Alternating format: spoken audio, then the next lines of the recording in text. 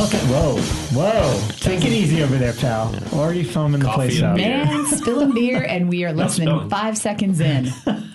Welcome to episode 96 of Killer POV. I am one of your hosts, Rob G. from Icons of Fright. I got mine open. Okay, good. Elric Kane, head of the Pabst drinker, impatient Pabst drinker. You guys are such hipsters tonight with your like Sonic Youth shirts and Pabst. It has nothing to do with being a hipster. It has to do with being poor. Okay.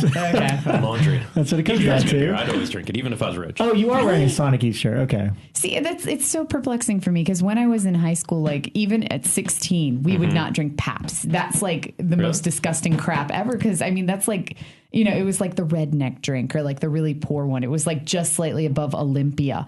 And then like as soon as I hit 20, it got really cool. And there are like bars in New York that would only serve Pabst. But Dennis Hopper, those commercials with Dennis Hopper growing up every time you watch Blue Velvet. No, I'll just drink whatever's in front of me. Yeah. Rebekah McKendry, Fangoria magazine. What up? Welcome. And a guest beer critic. Yeah. Which I did not know about. I'm actually very picky on my beer. That's But why you don't drink beer. I do, but I just I've never never seen like you. the type. Like I drink it for the taste. Like if I never drink beer to get drunk because it just like I like Stella, but that's kind of it.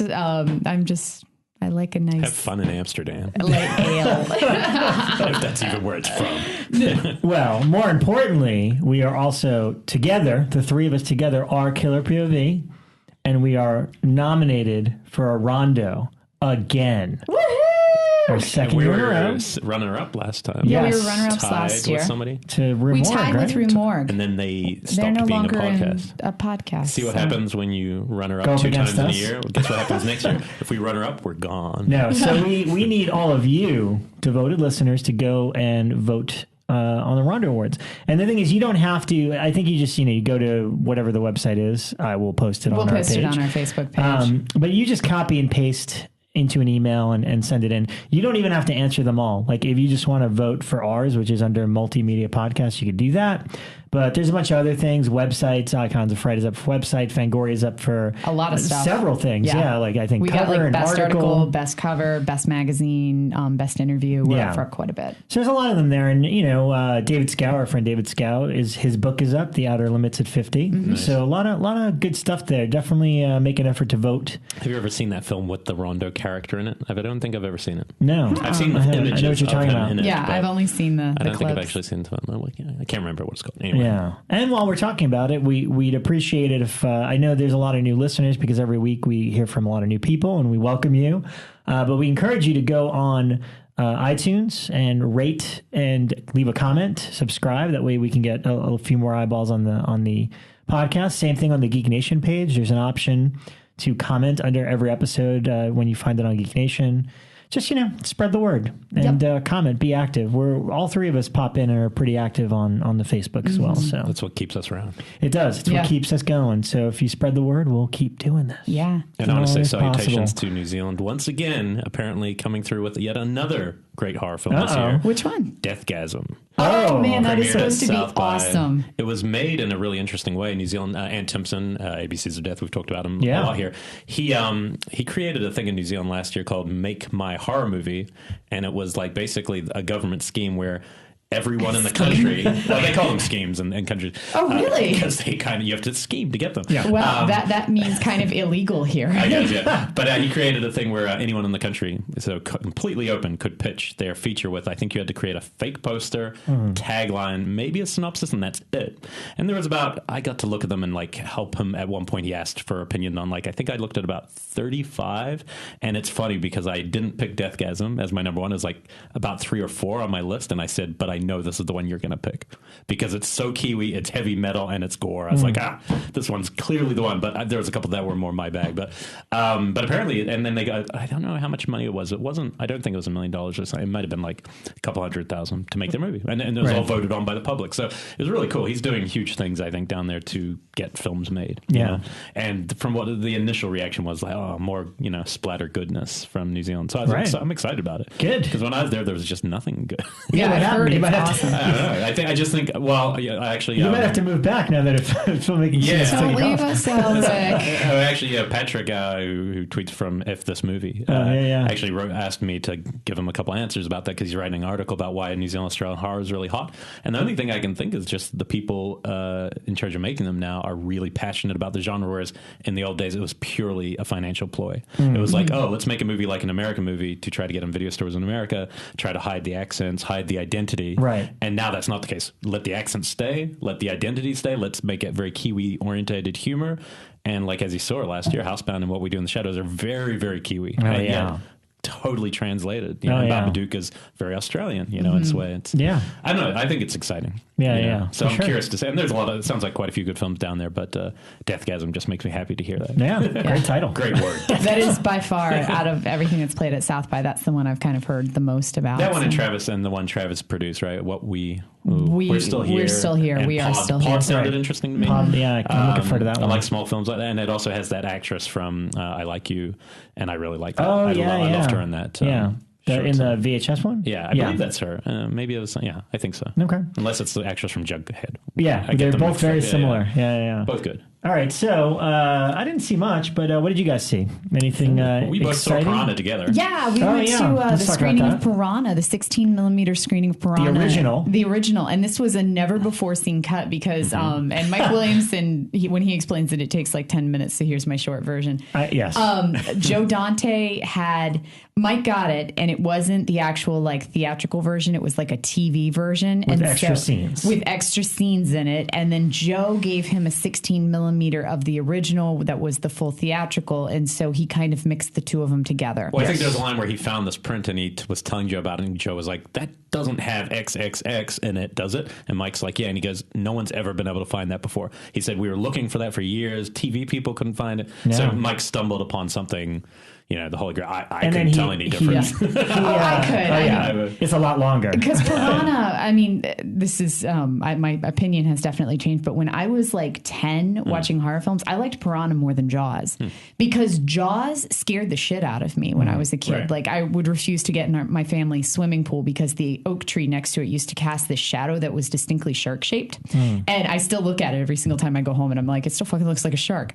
So Jaws scared the crap out of me so much so I wouldn't get in my family's pool. But Piranha, for some reason, I was fine with. Like, I loved that movie. So I watched it over and over. Like, I could still recite scenes. And so when we were watching Mike's cut, I was able to go like, oh, that was an added scene. I know that one. Or I've never seen that before. Yeah. No, but, it's a lot. I mean, he edited it all together. So it's one long super cut. It felt long. The build-up felt longer. I felt the build-up to the action felt longer. But it's a really smart film. It's fun. And the pacing does meander, but maybe that was the cut. But there's something in the tone. And it's big. He does big things in that movie. Yeah. Where I was talking to somebody, Marshall...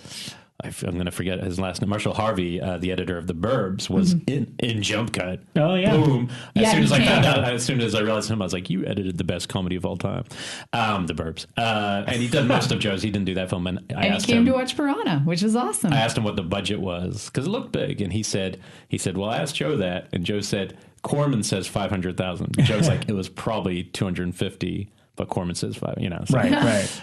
But it looked big. By today's standards, they pull off a lot of set pieces that are actually pretty big. And there's some good scenes. My favorite thing about it was a lot of the scenes that he added back in were just Dick Miller being an asshole. Because he plays an asshole in the movie. But what was so great is these added scenes. It was very clear that Dick Miller was improvising most of his lines. Because there were scenes where he was directing a commercial and trying to motivate the kids to do stuff. And it was very clear that it was just like Dick Miller being Dick Miller, improvisational actor. And so those were like my favorite scenes because they were so fun. And John Sayles' writing's always good. Yeah. Corman's never, I feel like that world never recovered Sayles leaving. Oh, really? I just think, all those great movies that he wrote, he elevates something, I think, in his writing. But yeah, it was fun. It was fun seeing Barbara Blasky was there, the actress, and there was a great part in the Q&A where she's like, yeah, in that scene, I remember I pretty much wrote it myself, and Mike's fears go, wait a minute, let's get John Sayles on the phone, and just being a jerk. But it was pretty fun. Great. She was a good character. She hadn't seen it since the first time it screened. Wow. So that was pretty cool. That's She's pretty like, intense. And she got a pretty brutal death. She gets the most crazy death scene. So, Yeah. you know, Nice. she's like the most likable character, and then she gets done pretty bad at the Wow. end. So. But she had great stories of rubber fish being glued Yeah. to her, and then she'd have to like flop around so it looked like the fish were moving. And and they were difficult to get out off her and yeah. stuff. Yeah, And then they kept trying to like duct tape them on, and she was like, you're not duct taping the Oh, and fish the to my funniest body. story of all, which was that Joe Dante, this thing probably some of our listeners don't know, absolutely petrified of the water. Yes. Oh, wow. He would not get in while He was filming. apparently green around the gills, even just walking around the water. Wow. Like completely could not go near the God. lake. So I thought that was kind of interesting. She said, yeah, he was out of everyone on the crew, he was the person who could least go near water. That's So I crazy. thought that was interesting. Wow. But yeah, no, I thought it was fun. I saw a movie based on your recommendation, Rob, Oh. which has never happened in the history of. What's the matter with you? I got great taste. I'm just kidding. I You were recommended right about 20 this to one. you. I mean, I probably didn't love it as much as you, but it's way better than the first one, Dead Snow. No, Dead Snow Really? Awesome, 2. Dead Snow 2. Red versus Dead. Thanks to Kevin, the Irishman who wrote Grabbers. Yeah. He backed you up and said, "Oh, trust Yeah, me, it's great. sweet." It's fun. It's the set pieces are really good. Yeah. I mean, the actual filmmaking is like brilliant. In terms of kills, Oh, in terms yeah. of surprising, The gore and bizarre, stuff, yeah. and the humor is really good. You know, it's nothing. It's not like you're going to watch and go, "I've never seen a movie." Yeah, like, no, you of know. course. So that's the only point where but it was a late night Netflix. I would definitely say it's worth watching. Okay. I might be no, I mean it's convinced. crazy. I mean, because it's, I did not like the first one. no, I at really all. didn't like the first one. I think it They just, bring it to speed in characters were like terrible. 2 minutes Yeah. of Okay. what happened in the first And the one. characters you're are off definitely and more running. likable in this one, especially because I didn't realize, even though you reviewed it, I didn't pick up his name. Didn't mean You anything. didn't, but the Freaks you and didn't know Geeks. who Martin Starr is. Yeah, but he's exactly. from But Freaks and Geeks. I love Freaks He's and Geeks, great. and so he's playing the kind of hero geek zombie squad who come, and it's a really fun movie. I'll give you that, and really well made. I mean, that was the thing that. Above all else, the kills are really inventive, and some of them are really insane. There's like a 10-minute sequence where things are really out of control, and they are just going after, I mean, babies, pregnant woman, and I'm watching this thing going, oh my god, and the carnage is just insane. Who's getting it? Clearly trying not to be PC at that point. Oh, I forgot about the. Aren't there kids that get like run over by a tank or something? Everything goes down. there's in this a lot little of 10-minute section towards the end, and total eclipse of the heart plays a key point in this movie that blew my mind. Yeah. Wow. So That's true. humor-wise, I think it was a huge improvement. Yeah. On the one before. It's and then, great. It's the fun. only other thing I was going to mention is this last episode of Walking Dead. Oh, okay. This isn't spoiler Well, good, stuff. because I have TV stuff I'd like to talk about. Yeah, look, I feel like the show's been really interesting over the last couple seasons, but this last one was directed by Jennifer Lynch, which I didn't know at the time. And I've always been bummed because she seems to have struggled a lot in her last few movies. Often something happens out of her control. And so I'm surprised she even got this opportunity. Yeah. She knocked it out of the park. There was a scene in this that felt so much like Day of the Dead, and it was easily. I mean, I literally paused it halfway through the scene, and I kind of by myself just go, "How is that on TV?" Like, it's insane, and it's emotional. So because it's to a character you have started to care about, not just an extra, and so it is so brutal, but it's also so well orchestrated, almost Hitchcockian the way it's orchestrated, that you just go, "Man, that's great filming." And I know that's not all her; it's the writers and all the build-up, but she did a really good job on that, and that just made me happy that maybe that will help her get other gigs, because she's clearly, I thought Surveillance showed some chops, and I liked. I kind of like Chained. Yeah, I didn't see Chained. Yeah. I know the one in India is the one that had the real problems, but that's obviously. But the documentary on it looks really cool. Yeah, it does, and we'll see her, I guess, at Texas Frightmare. But anyway, we this should was a have really her on the great show episode. anyway. Yeah. Not even I'd in love Texas, to. because I run into her at all of the female filmmaker dinners that they have around LA. Yeah, all right. So. Now that I know you guys have dinners, I'm going to take back everything I just said. You guys get your own dinners? I don't give a shit. But no, it's good. And I don't know. I think where The Walking Dead We is don't get going, invited to the female dinners. We don't get That's not invited. fair. Actually, I did invite you guys to the Not Ethereal true. one last year. We get invited to Masters of Podcasts. I totally invited you guys to the Ethereal one last year. Well, regardless. Anyway, I think Walking Dead is going into an interesting place right now. If you are somebody who stopped at the halfway mark of this season, for instance, it's going very different than the first half, and it's playing with the characters in almost complete opposite end of the spectrum with them, which I don't know how that will continue in the long run because I don't read the comic. Yeah. But I'm fascinated. I'm like, okay. And Rick is just, one of the most interesting characters now. Yeah. TV's I'm ever like written, 2 or 3 episodes behind, so I'm not sure I what's haven't going on. watched this season at all, and you guys really are making great. me think I need to catch back just up. good. I'm just because- really into it now. Yeah. I've always I kind know. of been into it, but now I'm also objectively like, no, it's good. So I've always been wanting it to be good, and some Yeah. seasons are better than others. Yeah. I feel like now it's actually a really strong show. Yeah. See, It was for me. It was like it waxed and waned. Like I love the first season. The second season bored me, so I stopped watching. I came back a little bit for the third, and then I got bored again and stopped. And I think a lot of it is every time a showrunner takes over, it takes like 8 or 9 episodes for their stuff to even begin. Yeah. So when Scott Gimple took over, it took quite a few to wrap up what I can't remember who was before him. And Scott Gimple's run has been like where the good stuff's happened. To me, he's been, I mean, I still like the show. Interesting, but I still love it. So yeah, I was a big fan. I can't believe you haven't mentioned the Jinx yet. I guess because it's so spoilered that it's hard to. I mean, I guess now there's nothing more. There is nothing to end now. I'll tell you this because obviously I saw it just before the news story. Yeah, I actually saw that news stories were happening on the day I was going to watch it, so I just made sure I didn't look online. The last moments of it, I've never had that experience watching television or anything really, because it's true. Where I literally, I said it in a tweet, but I meant it. Like my heart kind of stopped for a second because they finished the final interview with the guy, and he's just like walks off frame and then basically admits it off camera on a hot mic, but again, it might not be. It'd be like me right now talking to a mic. It doesn't mean in a court it would hold up, right? Yeah. But it was. You know what? It reminded me of. It reminded me of Primal Fear. The moment where Edward Norton, you realize... don't spoil it. You've never seen Primal Fear? No, but I know what you're going to say. Okay. And okay. Well, let's just say Edward Norton in that film. I'm steering you guys away from end spoilers because you guys have been doing it too much lately. Multiple personality stuff. Who knows? And we'll see. But it's now playing out in the media, so unfortunately I think the show is going to be ruined for pretty much everyone, but it's still a greatly made show, so I think it's still worth watching. Oh, yeah, of course, yeah. I haven't seen it yet, but I want it. But it did piss me off reading people going, oh, I can't believe the filmmakers sat on this information, blah, blah. It's like, no, go look up the story. Yeah, they gave of course. everything to the cops a couple of years ago, and it's just taken the cops a long time. But there's just some stuff that's very twisted, and, what wouldn't surprise me is that this turns out that there's 3 or 4 more bodies out there attributed to this guy, and that he's not just somebody who gets rid of people in the way. I get the feeling like there's something worse. And not necessarily maybe a serial killer, it definitely seems like something's not connected. Right. So we'll see how it plays out in the media now. It's fascinating. I'm sure they'll figure it out. Yeah. And Lance Henriksen will win the Oscar when he plays him. That's my prediction. Yeah, Lance definitely looks like he should. Looks like him. Yeah. It's the voice that might be tough for Lance. Lance is such a memorable voice. Yeah, on the TV front, I just wanted to say that I've been enjoying The Following quite a bit. They just started their 3rd season, and they're up to the 3rd episode of it.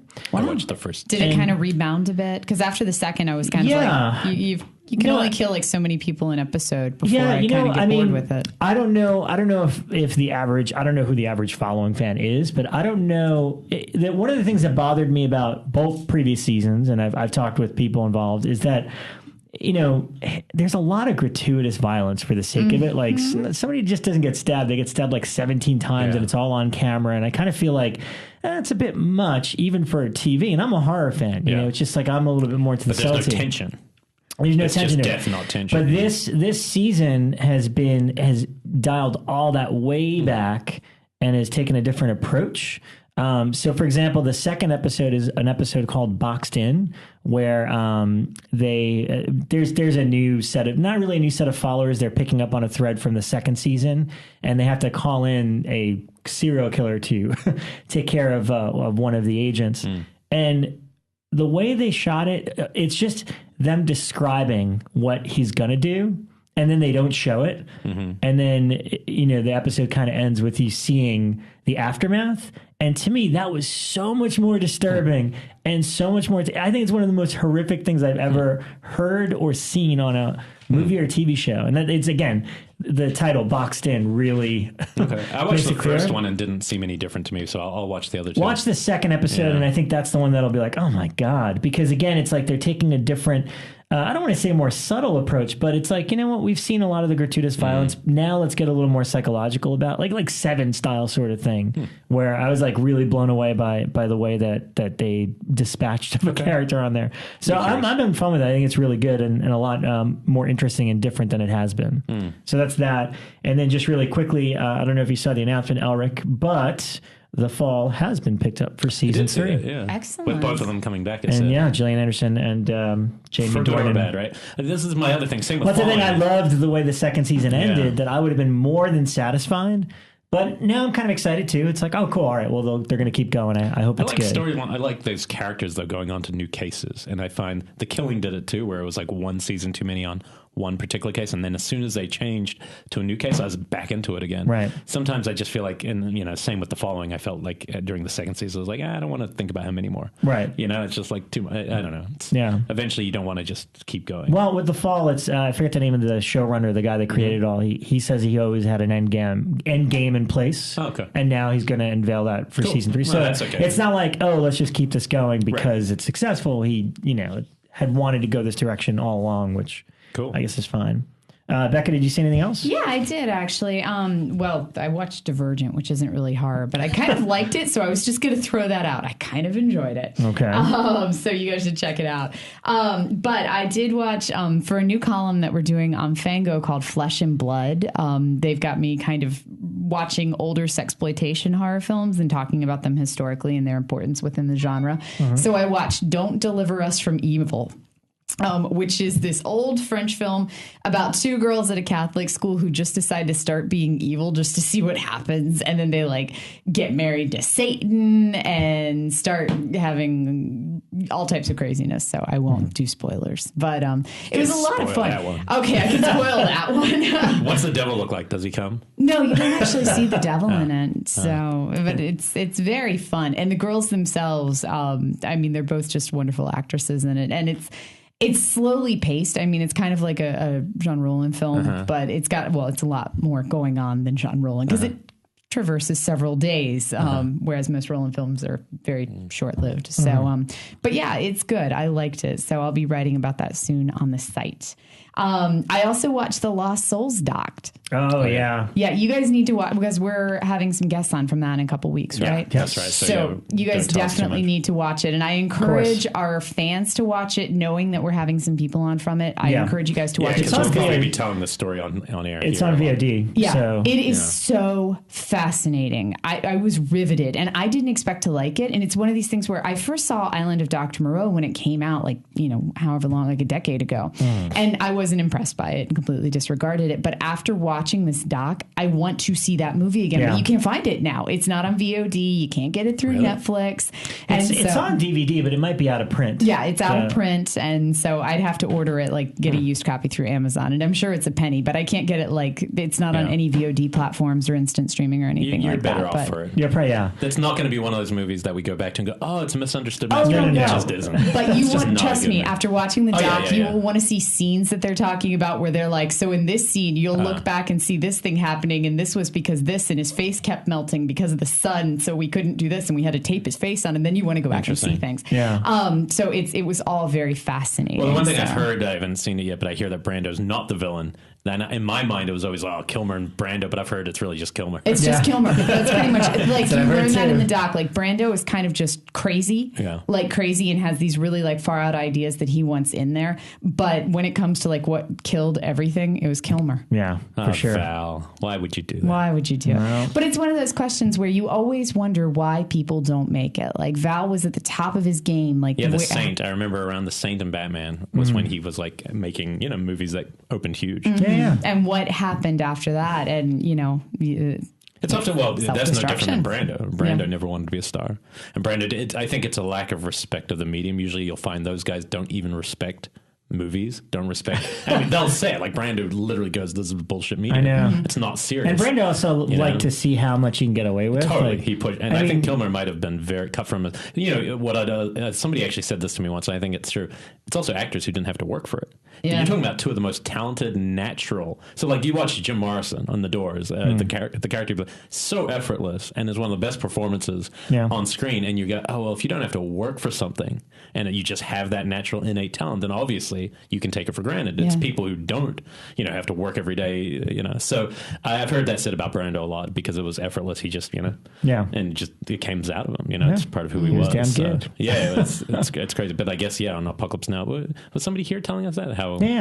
Who was it? I thought we were talking last week about Apocalypse Now. Yeah. Oh, no. Philippe was telling us that he was talking about it. He wouldn't look at Dennis Hopper. Yeah. Which is kind of funny. So, and then the last thing that we did wasn't a movie, but I have to mention it. Rob and I got to do a signing for the new Fango book, cover to cover. Cover to cover. Why doesn't it have a good cover? I'm not the only one thinking that's one of the worst covers I've ever seen. I know, it's just black. It's just black, and it's got Fango embossed, and it says cover to cover. I'm like, you couldn't have just been the first one. Because there's 300 great covers in there. I just think I need to be grabbed by a cover of something. Well, and we're releasing they wanted to keep it solid black because we're releasing a hardback leather-bound edition, so it had to be solid black so that they could Is it emboss nice inside? I wish you had a copy. It's literally like 300, and everyone was like, "Oh, is there a lot of writing in it? Did you guys like write on the history of the mag?" And I'm like, "No, it's literally even like that crappy 300, video game cover.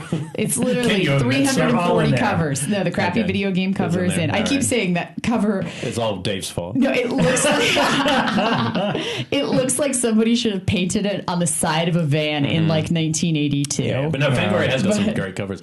I'm looking forward to seeing that. Yeah, so definitely check it out. Book. But we got to do a really cool signing, and we had the reason that I bring it up on the show is that we had a lot of the Killer POV guests there, like Bob Morowski came out, who apparently never does signings. Like they were Creature Features, they were like, "We can't believe you got Bob Morowski," and I was like, I just emailed him, and he was like, "Yeah, I'd love to come." You know what's great was so Bob was already there, and Bill Lustig came in. Oh, that was a little weird. They're old friends, but also competitive from what I hear. Competitive. They were. It started immediately. So Bill he just walked in and you just heard Bill's voice in the back saying to Bob, he's like, "So Bob, what cover are you on? Because the cover of Maniac is issue number whatever." Oh, wow. And he's like, "Oh, you mean when I edited this movie and that movie?" Like they were just like kind of like ribbing each other right off the bat.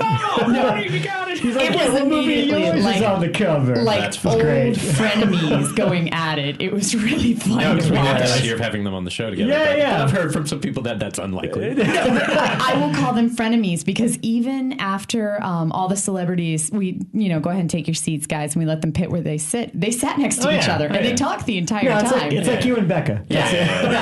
Exactly.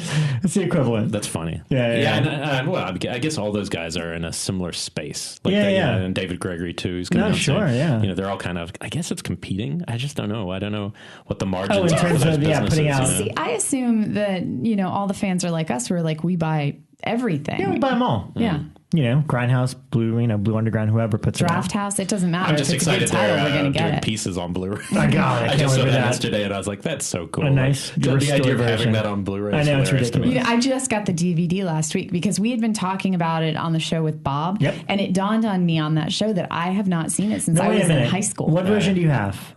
I don't know. It's the one that's got the cool cover. Yeah, but if it's not the Grindhouse, then I'm lending you that DVD because it's been cut for years. So the Grindhouse, and it's cut to shreds. So you need to see the uncut Grindhouse DVD. I just wanted to for a documentary, but you'd have to get the one of those guys, which is like all the producers and people who have ever ripped off and disappeared. If you could track one of them down, so like the Pieces producer just disappeared and hasn't been seen in 30 years. Took the money and like could have been killed, could have been a mafia head. He just disappeared. And then the guy, The Visitor. No, what was that movie we were talking about? Well, The Visitor, but The Astrologer. That guy disappeared. The director, no one's ever seen. Grizzly 2. It'd be so cool to track down somebody from that one world. Of those people who've disappeared and find out why. Getting those stories would be incredible now because God knows how long could you survive? Well, we did. Actually, Dave has it. He did an interview with one of the producers on Grizzly 2 a couple of years ago about how they kind of took the money and ran and like the repercussions of that on set. And it's a really fascinating interview. We've just never published it. Yeah. But it's a good read. Grizzly 2 never got finished, No, that's because somebody took the money and ran. and we also saw another movie, but are we waiting till they guest? We'll wait till they get here. Yeah, I mean, I would talk to them about it. I don't want to just suck them off. No. That's all right. The one movie I saw this week that I wanted to talk about, and I have some good stories surrounding this release, is the Tobe Hooper version. I have it right here. Invaders from Mars from 1986. It's Tobe Hooper's remake that Scream Factory is putting out on April 7th. Mm-hmm. Okay.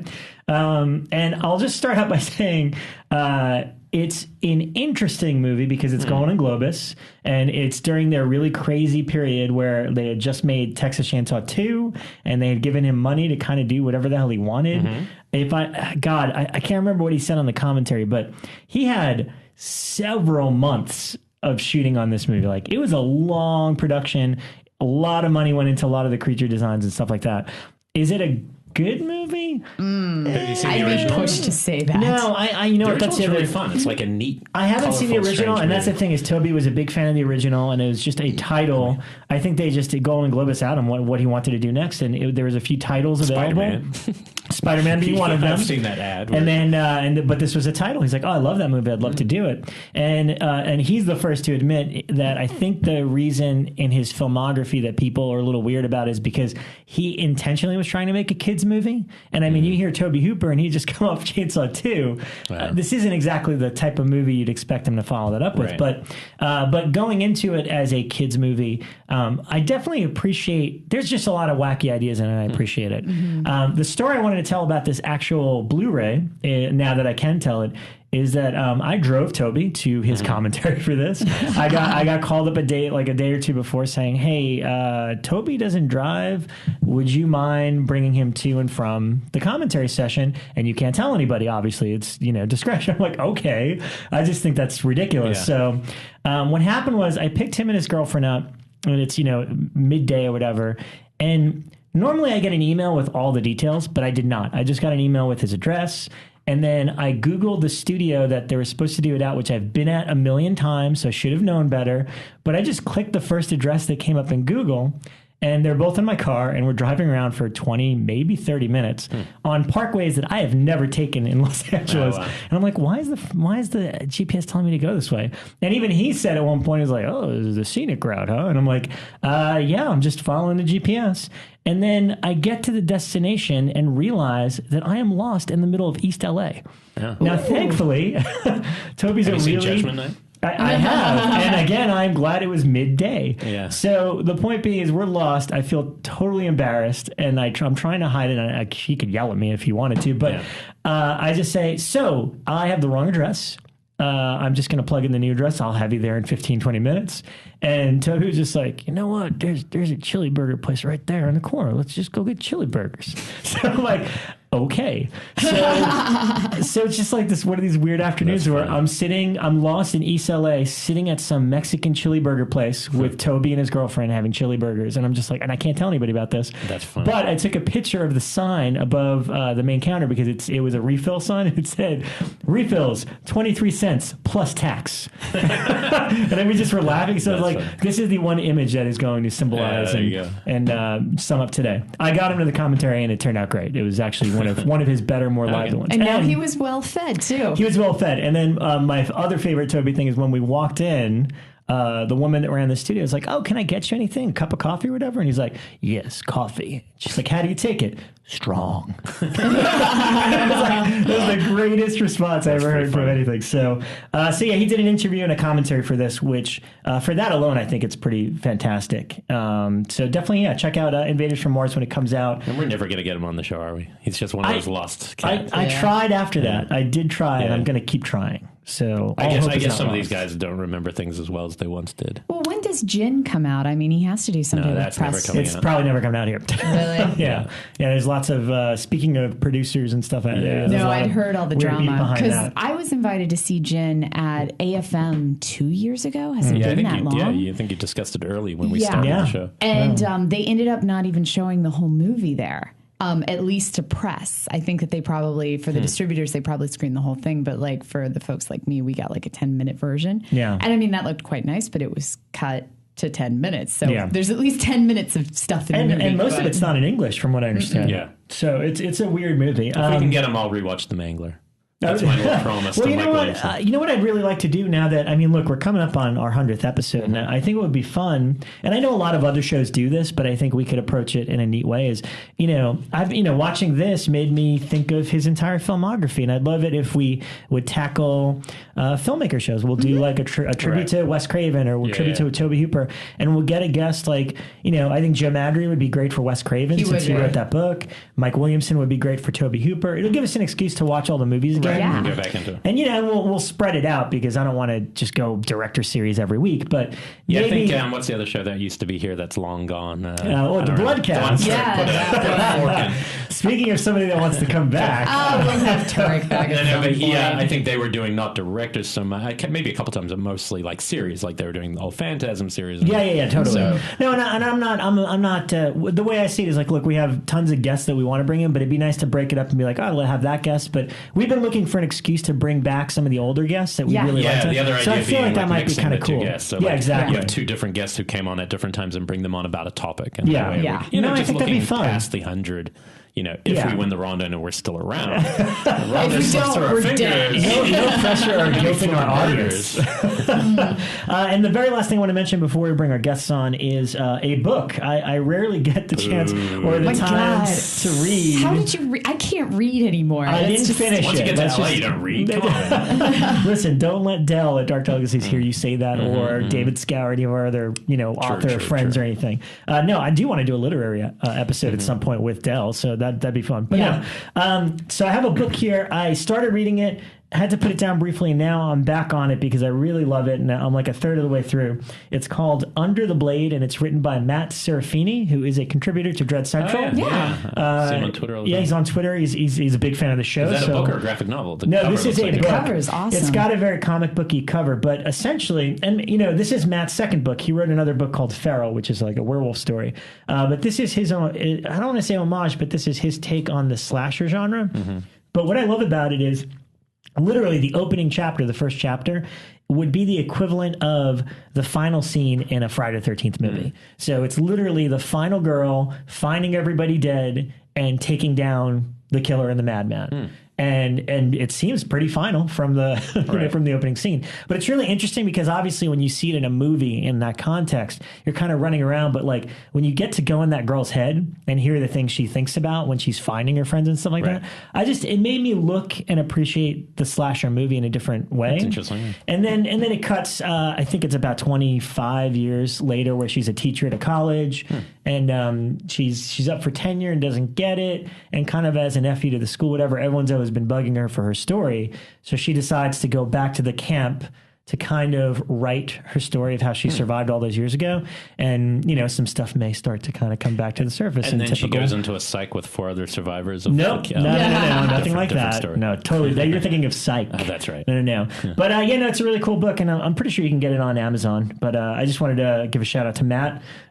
Huge fan and supporter of the show, and I'm really digging the book so far. So I'll let you know how it turns out. I did one other topic. This is real quick. It was because it was on today, and me and Freddie in space, John Squires, we got into it a couple days ago about those chains where you suddenly have like 50 tweets back and forth. It was about the ABCs of Death thing and the Sheila thing, and I'm not going to stay on that for long. All I believe on that case is yes, shitty teacher. Fire her, no problem. Yeah. Don't do jail time. That's jail is ridiculous. Our jails in America are so overpopulated with stupid crimes like marijuana that's just another idiocy. But anyway, Completely. So I'm all for it. And if the filmmakers want to help get her out, I am all for them doing that. Doesn't mean you have to give your money. But anyway, today we're agreeing, which was nice. But it was about It Follows, and it was a kind of everyone's been tweeting about it in different ways, but there seems to be certain critics and certain people trying to because it's suddenly becoming popular with normal people. Some critics are kind of shitting on it or going, oh, well, it's not that good. It's not a mess. And but the problem is we need crossover movies. Of course. A movie like Halloween is such a freak anomaly. I watch It Follows and wouldn't in a million years think it'd be a crossover hit. And then if it becomes one, that's phenomenal. So I don't care. You don't have to like it. No, I know. I mean, and you and I have been arguing this all week, even after last episode, because I still like it. I think it's a good movie. It'll probably end up in my top 10 of the year, unless there's 9 other amazing movies. Right. But the point being is, like, I don't see it as like, I don't see it as like a masterpiece or a force to be reckoned with in terms of. But then other people it's cool. do. It's really cool. But other people do. Like Dick Gernert and all those guys went, and everyone and loved it. And they all that's came out great. going, "This is the best film of the I year." like it. I want to see it again. The one thing I do have a problem with, which I read today, is that it's the Weinsteins, and apparently they've like canceled Such a bad idea. their plans to it's only go wide. limited, and did a lot really of well our on listeners were unable to see it this weekend. Yeah. I assumed it was going to go wide this week. So the Weinsteins canceled the canceled theatrical. the Basically, wide. it made $180,000 on four very screens. limited screens, and which It is was only great. been in 4 screens, and it did amazing And had huge business. buzz, huge and buzz was huge. building. If they expand it next week, it'll blow up. Yeah. Instead, they're canceling that Because to of do a pressures of VOD or some pressures shit. to release it on VOD instead. And even worse, That that this is not a actually- VOD movie. Exactly. This is a exactly. big screen movie. If ever there's a big screen horror film. I mean, that not again, and I don't want to put it in that same stratosphere, but this does have the potential to be not like Scream, but No, the it's not- Weinstein it's not thing. that. Definitely, I Scream mean, was it'll that word. definitely be a memorable horror film. Like it'll be like, I don't want to call it a classic yet, but it's not going to go anywhere very. But it's about money. It's all comes down to like we need movies that are made independently and Yeah. cross over and become huge because that's why these horror movies keep getting made. It's not because of the fans. It's Yeah. because people with money see that and go, oh, horror films are still. So every 10 years we need another. We need whether it's a Final Destination, a Paranormal Activity, Yeah. a Blair Witch. We need those crossovers.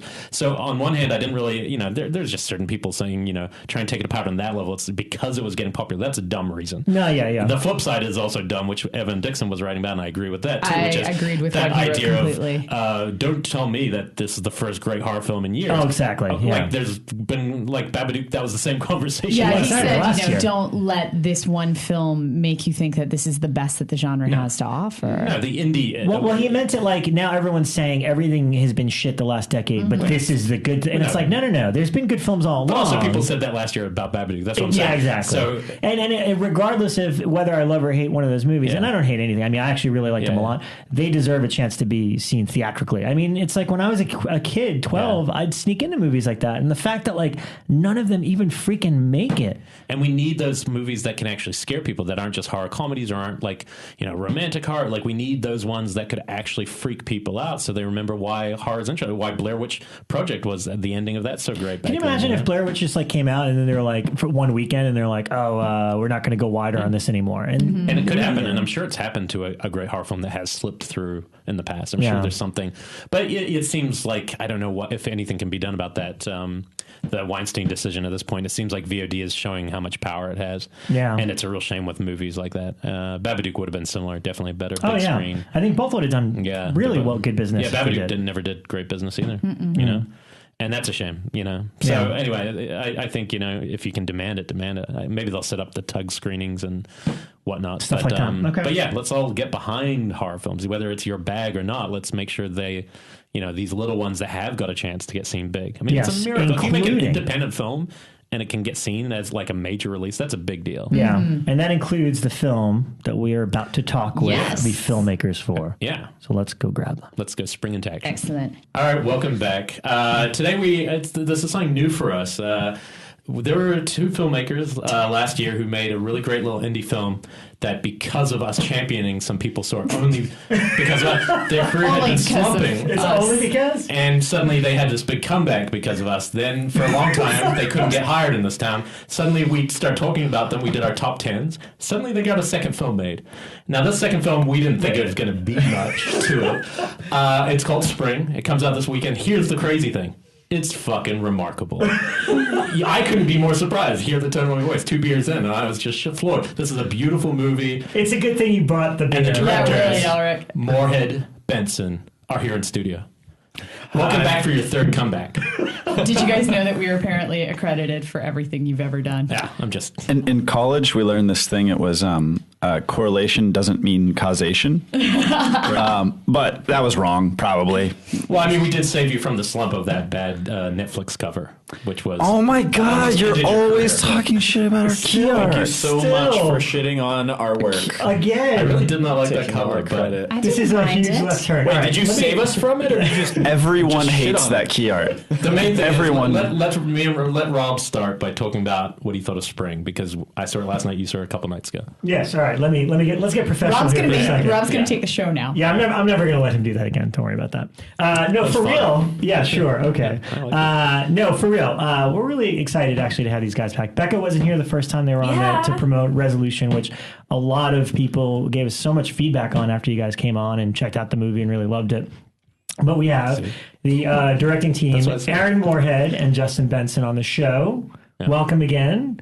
That's another thing. We rarely have guests back again. Yeah. So have we ever? Yeah, we've had a couple few, repeats, but it's like friends. Like Brian Collins has come on twice. Like Brian. Could be the first filmmakers Mike who've had on Williamson's twice. been on twice. Yeah. Well, you guys also showed us a teaser that night afterwards that I thought was kind of like a Killer Mermaid film, and I really liked what you had shown me, but in my mind it was a Killer Mermaid film. Wait, we had the teaser? No, we had the proof of concept. The proof of concept promo. Sorry. Yeah. Okay. And for some reason in my mind, so when I went to see this last night, I was like, oh, it's their Killer Mermaid film. It's come out finally.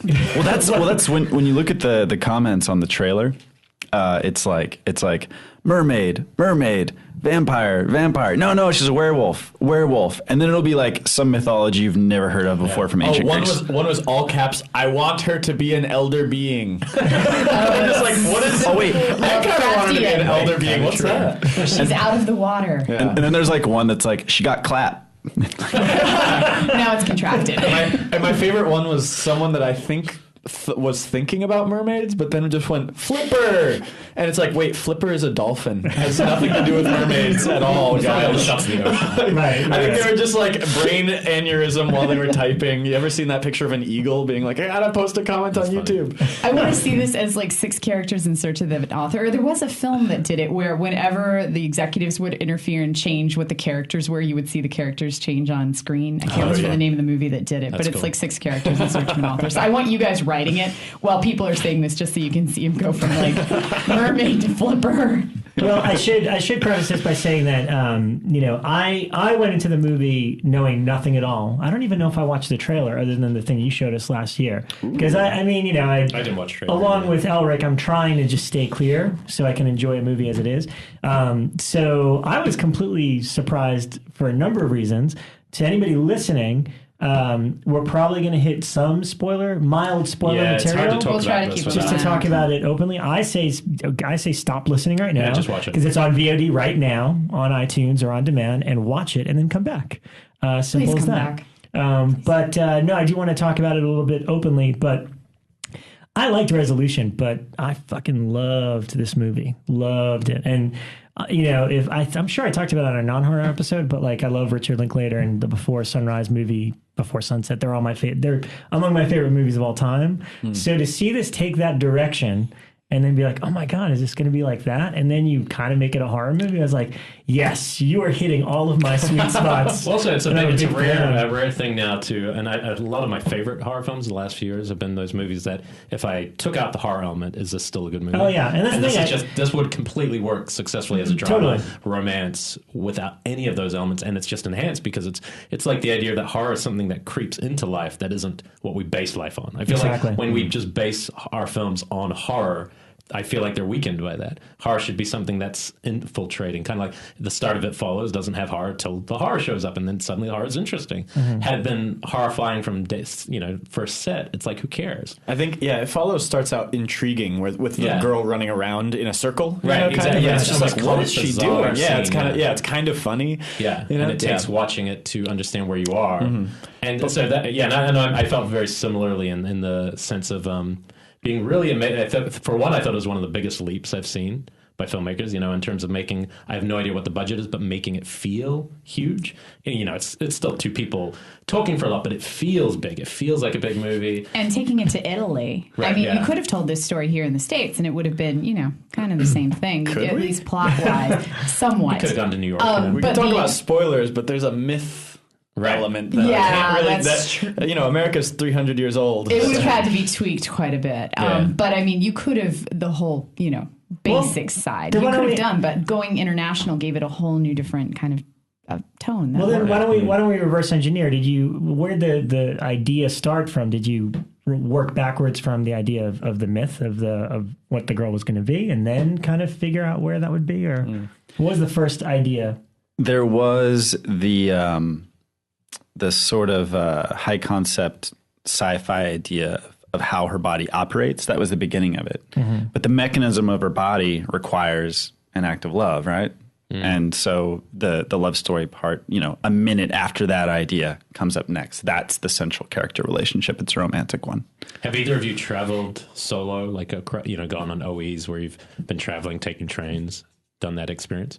You have before this. Yeah. Okay. Yeah. Yeah, because it feels like very authentic to me. To me, I mean, obviously, a lot of Kiwis in Australia spend their first year. I'm always surprised it wasn't an American thing, but the first year out of high school, instead of going straight to college, usually you're encouraged to do an OE, which is 1 year abroad, where you're traveling and like working crappy jobs. And so, to me, a lot, especially those Welsh characters, and those are characters that I just recognize. I think that might have been the most realistic character I've ever seen, especially how they come in and out of your life like whirlwinds and then just leave, and it's no big deal. And you never see them ever. You live intensely, like when you're in a youth hostel or something. Yeah. It's an intense relationship, but it's based on almost nothing. Do you remember when we were scouting the movie and we were scouting the coast of, this is going to make us sound like bourgeois assholes for a second. We're scouting the coast of Montenegro. And then we took but again, though, this was like hobos. We paid for EasyJet. Like we tried to do it for like $100, and it was we were eating protein bars, like literally. We stayed the night before in the backwoods of Serbia. Yeah, that's not hyperbole. We literally stayed in the backwoods of Serbia. There's the night a before. very long story for that. That is, I don't know how long we got. But anyways, do you remember when we were going from we were in Bar in Montenegro, and we had an overnight ferry from Bar to Bari, which is in Apulia, which is where we shot. So we were going from Montenegro to Italy. And we took an overnight barge, and it was just basically the two of us. And we went to like the place where, there's like food and drinks. And we were kind of thinking like, oh, cool, overnight barge, party with a bunch of young backpackers kind of thing. And there wasn't anybody, except there were these two like guys that were motorcycling around the world. And we made like really good friends with them. We chatted with them for like 2 or 3 hours. Yeah. And it breaks down the borders of like people you would never talk to. Yeah. You're suddenly like in these intimate relationships. Now, was some of the writing done when you were traveling? Like, were you going to see some of these places to see how you could embellish what you had already written, or was it all done before? Most of the script was written while we were mixing Resolution. So most of the script was written before we knew if we'd be allowed to make another movie or if we'd be, I don't know. Resolution was made with the money in my checking account. And we had this sort of like foolish confidence in what it was. We loved that movie, but we never would have thought it actually would have gotten to a big film festival and gotten distribution and all that. And, but before all that went down, I was like, gosh, got to write another script. Wrote a few more scripts, and Spring was one of them. And honestly, there's so many things in Spring that go against the conventional knowledge of like how you should make your second movie. Right. Like going to Italy to shoot is absurd. Everyone tells you like there's no possible way. Even if it's your 6th movie, it's just like, no, you can't go do that. It's expensive. It's logistically difficult. Was Italy in the script, or could it have been any old European? It was written for the Amalfi Coast, but it probably, we entertained the idea of doing like Colombia and changing the mythology. But nothing else really quite worked, and then we very randomly ended up finding out there was this one little tiny region of Italy that the economics did work out. That it was like, oh, they have tax breaks and film funds, and they really want to bring in a film business, and that film commission actually really made the movie happen. Yeah, they kind of threw open the doors in a lot of ways. We took over that little town, the old town part of it, stayed in hostels. They'll put up the whole crew in hostels and stuff. And it was like, we got to know like the local restaurateurs, and stuff like that. And they'd be like, oh, hello, you want special pizza? Like quite literally, it was shooting was a fantasy. It truly is one of those, like, you wake up and you walk to set, and it's the most beautiful place in the world. Wow. And, lunch is regular old set lunch, but it's Italian, so it's always, like, really hearty. And then dinner is, like, you sit down with your whole crew and cast, and it's so much fun, and you get a choice of restaurants and all that. And then they just bring you food until you just say, please don't do that anymore. You know, like, they just bring you food nonstop. Cool. Like that's really how it works. That's pretty cruel that you guys didn't bring Jeremy Gardner into it. Yeah. You just shot him in America and said goodbye. Yeah. We had to petition hard to get Jeremy. Have you had him on here? Yeah. Good. We had him on actually, he is the one who I'd say if anybody kind of benefited most from being on our show. Battery got a lot of attention. It did, but he was on our show when he shot your stuff. He was sleeping on my couch when he was on your show. Yeah. You know what? He's a really interesting energy. I was trying to get him in the Frontier at one point, which just played itself because I really, and I still believe he would have been perfect for the role. He would have had to shave the beard, and just look different. But the thing about him and your film is he brings this feeling that it's completely impromptu, even though it's not. Like you're saying, it's still he's on script, but he makes it feel alive. Yeah, even if it's just one scene. We seriously thought that he would have improvised that line because it just sounded so Jeremy, but I guess he just made it his own. Yeah, the one that we're talking about was before you arrived. Before Justin got here. Yeah. It's weird because I loved it that much. I told it twice. It's always weird. It's really scary because you write certain lines and then and you're just like, I don't even know if it's good, and the script goes on drafts. You read it over and over again. It's like whatever. And then you find out it really connects with people, and you don't know what you did to do that. It's really frightening. You're like, I got to write another script sometime. How do I do that again? I remember there were lines like in Resolution, like where it's like, I shit in the bucket. That's going to be like, put it on a T-shirt. That's fine. Yeah. You know what I mean? But then there's other ones where you're just like, really, people just loved the hell out of that line, which is great. Well, then it's because it's filtered through the performer, whoever that is. Yeah, because Jeremy made that line hilarious. He did. Yeah. Oh, I mean, Jeremy makes everything sound brilliant. Mm-hmm. But actually, though, it should be noted there are a couple lines in the movie that Jeremy did come up with that I freaking love. Yeah, I love when he's walking away. Yeah, and he says your mom died, Evan. You only get to use that one once. That's Jeremy. I didn't write that, and I think it's brilliant. It is. It's great because then the cut that it goes to is like perfect. It's like, no, I'm not going to call him. So when you say you have to petition, who do you have to petition to? Like, how independently in control of your film are you, or are you still being forced to cast? No, that's not what it is. The reason we had to fight to get him and a few other actors is basically. It was a union thing. Mm-hmm. Is that the movie's union and these actors at that time were not, and so there's a lot of extenuating circumstances for being able to bring on a non-union person, and we actually fulfilled those purposefully, right? Because we tried to cast in union for that role, and when he wrote it, we didn't even know Jeremy. It wasn't like we wrote it for him or anything like that, but we tried to cast that role. 2 or 3 full casting sessions later, we're like, everyone sucks but him. He's the best. And so we basically said, like, because he is the only person that can really fill although he can fill the demographic of that role with anybody, white guy between, it's 25 one and 35. Scene. I mean, it's only like 2 scenes at the start of your movie. Yeah. But it really makes it, like, it sets the rest of the movie up. It's like, it's going to be a comedy and it's got all these elements in it, and that kind of established it from the start. Yeah, your lead character, Taylor Pucci. I mean, he was great. Yeah, but I mean, that's really the thing good. is you have all these great. I mean, the thing that matters about these movies and genre movies is that you really care about your lead character, and kind of starting out with him in the place where he is, then having his best friend Jeremy, kind of like that kind of connection, and then hooking up with the Welsh guys. It's like by the time he meets the girl, you're just really invested because you've spent a lot of time with this guy on multiple journeys. So that works beautifully. How did he come into the film then? Because obviously he stole the entire movie of Evil Dead. Anyone who saw the film just is like, who's that guy? I remember him from Thumbsucker was the one I when I interviewed him for Evil Dead, I didn't recognize him at all because he showed up looking how he looks in your movie, and I'm like, is that the funny guy with the long hair? It's like which is a testament to his performance. But how did he get involved? Really, I mean, I wish there was a good story for getting Lou involved. It was a really traditional. He was the most traditional casting we had in the movie, where we went through an agency and we saw who we could see and met with people, and he was by far the best choice. Obviously, the interesting thing about Lou though is the performance is so naturalistic, and the movie requires that, and that's something we do a lot in our films. But in real life, Lou is actually nothing like Evan in real life. And he really did create this character. But when you watch it, you feel like, you're getting this really intimate part of Lou, but it's a character Lou created. And there's different kinds of actors. There's actors that are really good at kind of channeling themselves into a performance. Right. Lou's like a Daniel Day-Lewis type guy. Like, wow. He just disappears. Like, and it can be so subtle, like he plays roughly a young man of the same age in the Evil Dead movie, but it's a completely different human being. Yeah, it's a totally different guy. Yeah.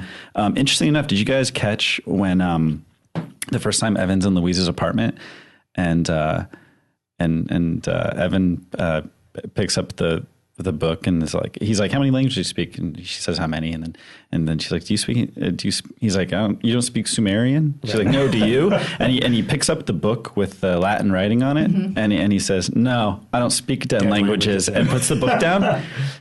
That's not a conscious reference to his role in Evil Dead. It just so happened that was in the script, and we ended up casting him. Wow, that's really crazy. Yeah, that was always in the script. It was just to establish the book and kind of a little joke. And, wow. And then we're like, oh wait, that's the guy that read from the Book of Dead Languages and bad stuff happened. That's right. Did you get to cast against him for the lead female? What was her actress's name? Nadia. Did you get to see them together before casting? No. And that's the thing is, before you've made a romance, that sounds terrifying. Mm-hmm. After you've made a romance, we realize that actually it doesn't matter nearly as much as you think. But before you make it, you're kind of like chemistry. Like what's going to happen? And there are all these news stories that are like, this movie got sunk because you can visibly tell the lead actor and lead actress don't like each other. Right. Mm-hmm. That kind of thing. You've heard these stories before.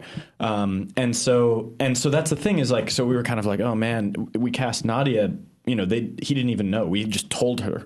We told him like, hey, we cast this girl. Her name is Nadia. That kind of thing. It wasn't like run by or anybody. And we're extraordinarily glad we did. But there was no like chemistry test, quote unquote.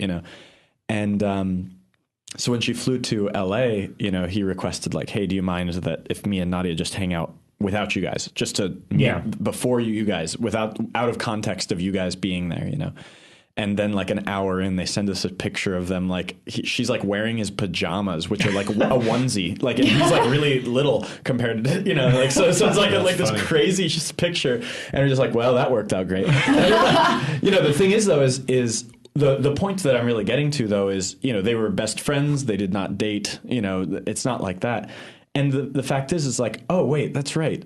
There's 1,000 emotions that are played by actors that are non-romantic that nobody even questions. Right. So if you have two really, really good actors, they can do that very, very well. It helps that they're really good friends and they like playing on screen with each other.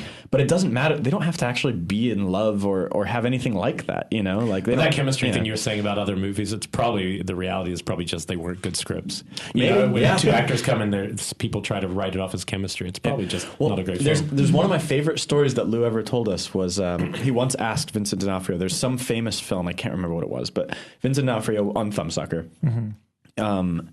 Was saying that he absolutely hated his female co-star in some other movie, mm-hmm. not Thumbsucker. Mm-hmm. And he's like, we just hated each other completely, but the movie went off really well. It's like some famous romance. I don't know what it is. But he asked him, he's just like, so what do you do? How do you do it when you hate them? And he's like, you wouldn't believe this, but true love and absolute hatred look identical on camera.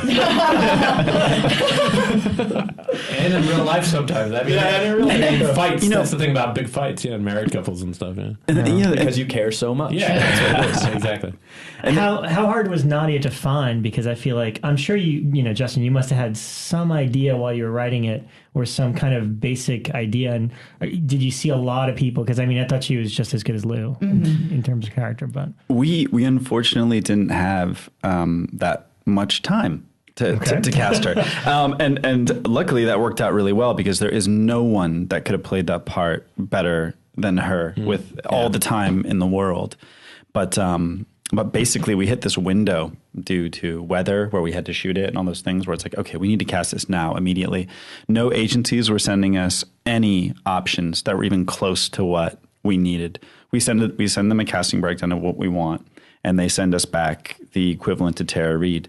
There's nothing wrong with Tara Reid. It's just that if Tara Reid's going to be revealed to be a Roman and a molecular and a genetic biologist, it doesn't quite, for whatever reason, there are certain people that it's like, oh, I saw that person on camera and they look smart. They might be an idiot. They might not be the smartest person in the world.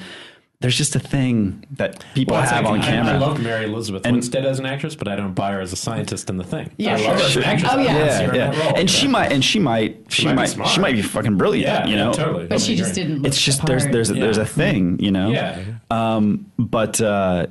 But so we're not getting any good options from agencies and stuff like that. We're running out of options. And so Aaron and I just basically emailed every producer that we had met while we were on the film festival circuit in Europe with Resolution. Everyone we met, producers, directors, everybody.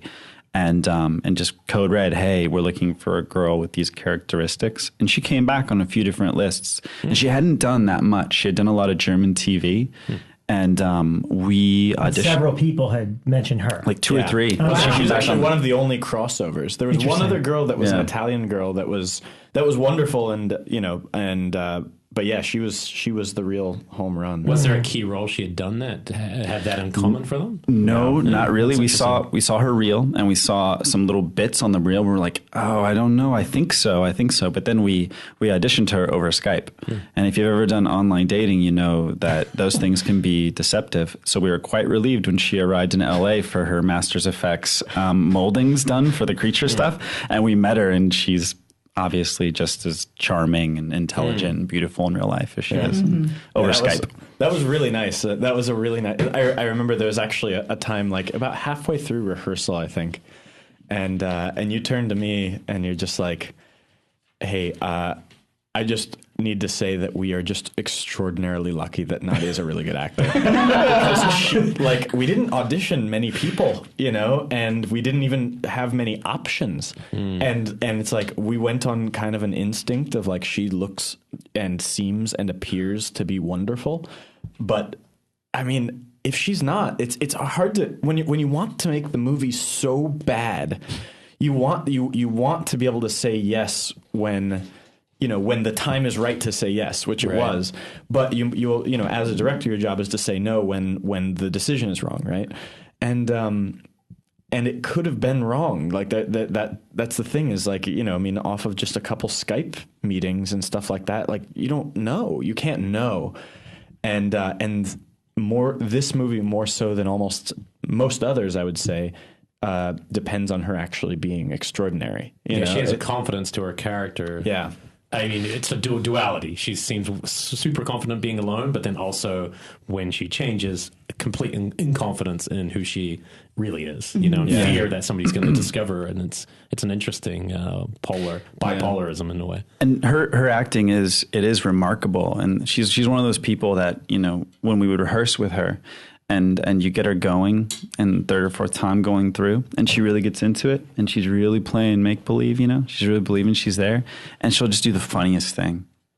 She'll find the best joke, whether it's physical, or it's a song, or it's something. It's an interruption. In the crypt.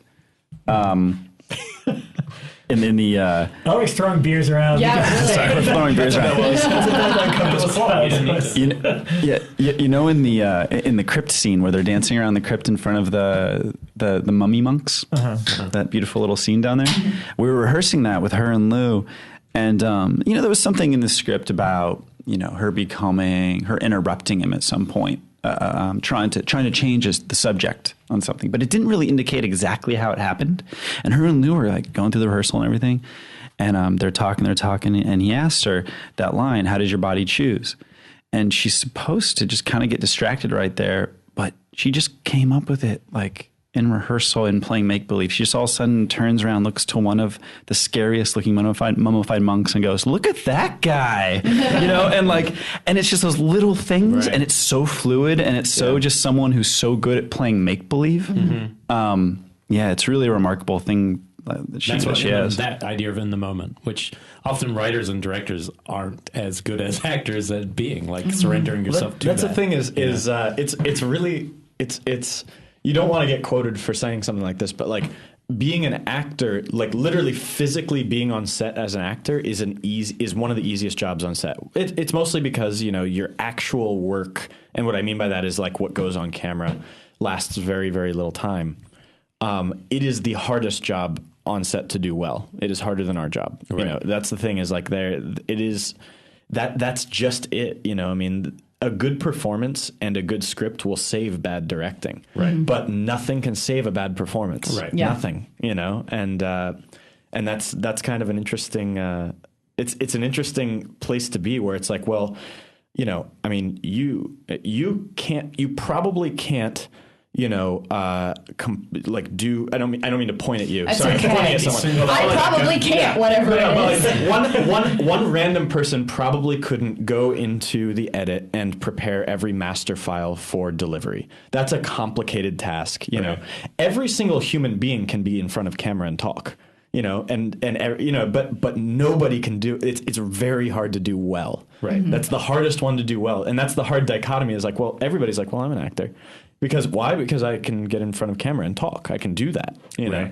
But what, you know, when you see like forces of nature, like Nadia and Lou, or like Jeremy Gardner, as we were talking about, or like, you know, Pete and Vinny from our last movie, that's when it's like, you know, and Vinny's back in this movie. Yeah, and Vinny's good bartender role. Yeah. I was really personally interested in that, like how you guys went from, you know, because I was talking about how this feels like a big leap in terms of production. Just like talk us through how you went, how you took whatever the buzz from Resolution to get another movie made, and not just another movie, but the movie you wanted to, because it feels like the film we see is the film you wanted on screen, which isn't always the case. Second movie, sometimes you have to make huge sacrifices. This felt like, oh no, I can't imagine you not wanting to have made this film. Yeah, did you guys have a lot of control in it? Because most people, as soon as they get a bigger film, they start losing control as it goes. It's you know, budget wise, frankly, it's not that much bigger of a movie than Resolution. I mean, Resolution's tiny, but The Spring's still a low budget movie. We had 100% creative control, final cut, and we're producers on it. So anything anyone doesn't like about it, it's our fault. Anything you do like, it was everyone we worked with. But I'm so glad that it was like good. Yeah. But like even back to like that teaser you showed, not a teaser, the sales pitch.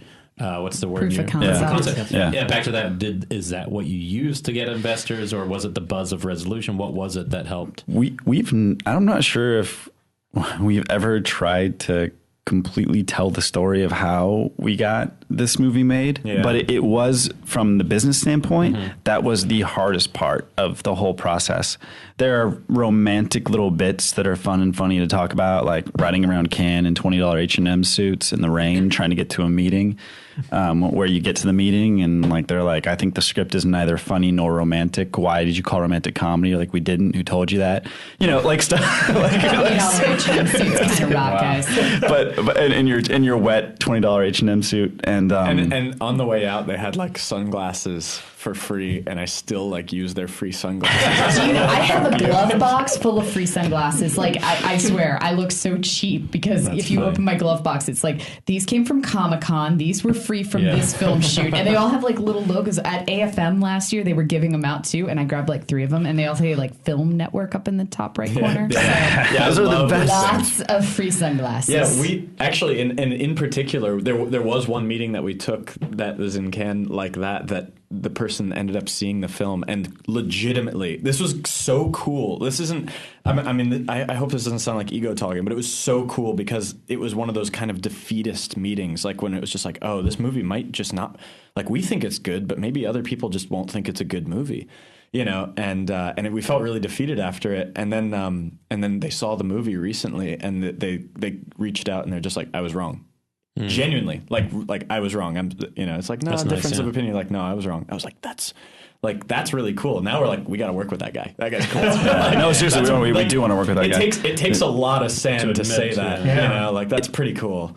It was really disheartening to we made this micro budget movie, Resolution, and people seemed to like it, and we tried to do something new and unique and fresh with it, and we thought, oh, that's why people like it, and it's probably why they do. I know Pete and Vinny; those dudes are awesome. And so we go out in the world with like the next scripts that also had the same kind of like fresh, unique thing to them. We're trying to do new things. And that was the exact reason why no one wanted to make it, you know? Like we'd get rejected and then, you know, that same company would make zombie movie number 2005. There's nothing wrong with zombie movies. They're fucking great. But it just seemed like you are rewarded for almost just changing the names in movies that already exist. Yeah. And sort of people get really turned off by kind of a new way of doing things. But that's reasonable. You know, that's looking at the business side of it and going like, look, I've seen this thing work before.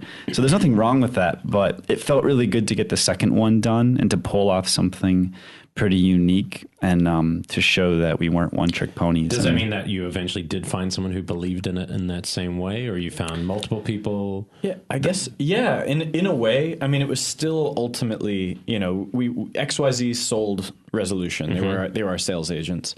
And so we asked them if they wanted to produce this film, and their slate was basically completely full. But they read the script and they're like, okay, you know, our slate is full, but we'd like to executive produce, meaning like we'll just kind of help you put it together. Right. And so they offered a lot of guidance, and most significantly, they brought us Lou Taylor Pucci.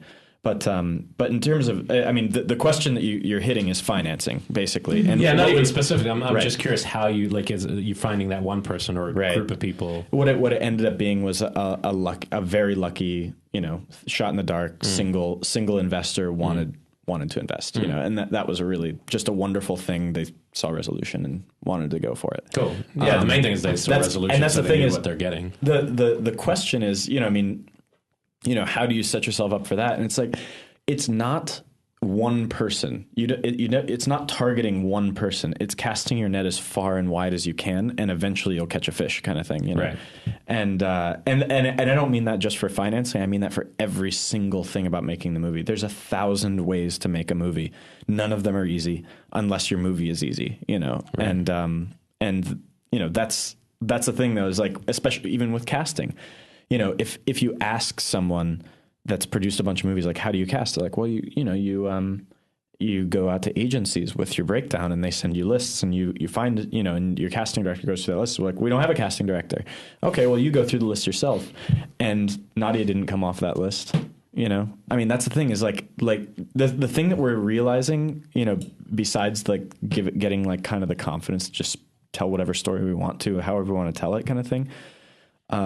Is that there is truly no one way. And if you can think of it, it's probably the way things can be done. Even if it's not the way things, quote unquote, are done, it probably can be done that way. I mean, even for example, today, you know, you hit me up and you're just like, hey, you know, like publicity on Spring is awesome right now, but we can do even more. Let's do more. Let's find out what publications aren't yet going to write about Spring. Let's just get their email addresses and hit them up ourselves. And our publicist is doing awesome, but we're just like, yeah, more can be done. And do filmmakers reach out to publicists or to publications themselves? Maybe, but it seems like a no-no. And we're just like, let's just do it. Let's just do it. You know, and we wrote up a bunch of emails. That was it. We had to down email addresses. Because no one can care as much as you two do. Yeah. No, of course. It's impossible. Yeah. No one else except us is begging Time Magazine to do coverage of the movie. I'm not joking. We're emailing Time Magazine. Like, and they're just like, that's cute, guys. Somebody from Cornerstone Agency emailed me just a few hours ago about you guys. So cool. Yeah. Tell Cornerstone what's up. I don't know. Jenna somebody. So don't waste your time with Cornerstone. Hey, it was at 2:15 today. So so it's getting out. So you got a good press team going. That's cool. Yeah, but I feel like that's part of, you know, making the movie is obviously a very hard part of it, but you know, that's the harder part is after, is you still have to keep pushing it and making it. And a lot of people we've talked to, you know, like we had Paul Solid on several episodes. Again, I remember Paul bringing Grace, his first movie, to Sundance, and he was out there handing out flyers. I mean, he already had a screening that was probably going to be sold out just because of where it was. Right. But he spent hours just like, he's like, dude, it was like when you're in a band, you have to put the flyers out. That's the thing is, about it. I will go on record as saying I despise every single part of publicizing a film, but I don't despise it more than the fact that I want the film to succeed greatly. And that's it. Like if I could, I would leave set, I would edit the film, I would give it to someone, and then I would go on set for a new film. That would be where it would end. I don't really. I want to talk to people about it, but not from my own. for my own self-worth, but because that's part of the payoff, Right. But in terms of like actually, that's something where it's like, and I don't mean it as a necessary evil. What I mean it is I care deeply about the movie, and I want it to succeed. And that's where, that's what will get you up in the morning when you're in publicity mode, or, because you can't always just churn out a movie and then put it away, Yeah. So somebody invests in your movie, you get the movie made, and then you wash up on the shore of, okay, what do we do with our movie? Where are we going to put it? Did you play it in a festival before? We know now Drafthouse came and obviously acquired the film, but before that, at what point do you not know? Like, you're playing it that first time, at which theater, at which festival, and you still don't know what the future of this movie is going to be, Mm-hmm. Yeah. I remember before Resolution premiered at Tribeca, Aaron and I went and had kind of a nerve-wracking beer at the pub next door. That was rad. And that movie was just like, we had just been sitting in a room theorizing which jokes worked, which things would creep people out. And it was in such a vacuum. We did some test screenings and stuff like that. But really had no idea. And that screening went really well, and that was fine. With Spring, we were across the street at a pub having a beer before the screening, and it was exciting. But man, we weren't even really that nervous. And it wasn't like it wasn't like arrogance or anything. It was just kind of like we had made exactly what we wanted to make, right. And we had shown it to a few people who respect their opinion, and they dug it, and it was fine. We weren't like completely certain that people would absolutely adore it. Mm-hmm. It wasn't that. It was more just like we just felt deep down that no matter what ended up happening, we made a movie that we really love. Mm-hmm. And that was it. And we felt that way about Resolution, but when it's your first time, it's a little different. But when you can kind of walk with a movie confidently, and then, if critics and audiences and financially, a movie ends up bombing or something like that, that's going to hurt. But if you love the movie, the whole time, then you still have that always. You always have that, Right. And what was the first festival that what was the festival that it played at where you then got an offer to actually acquire the movie?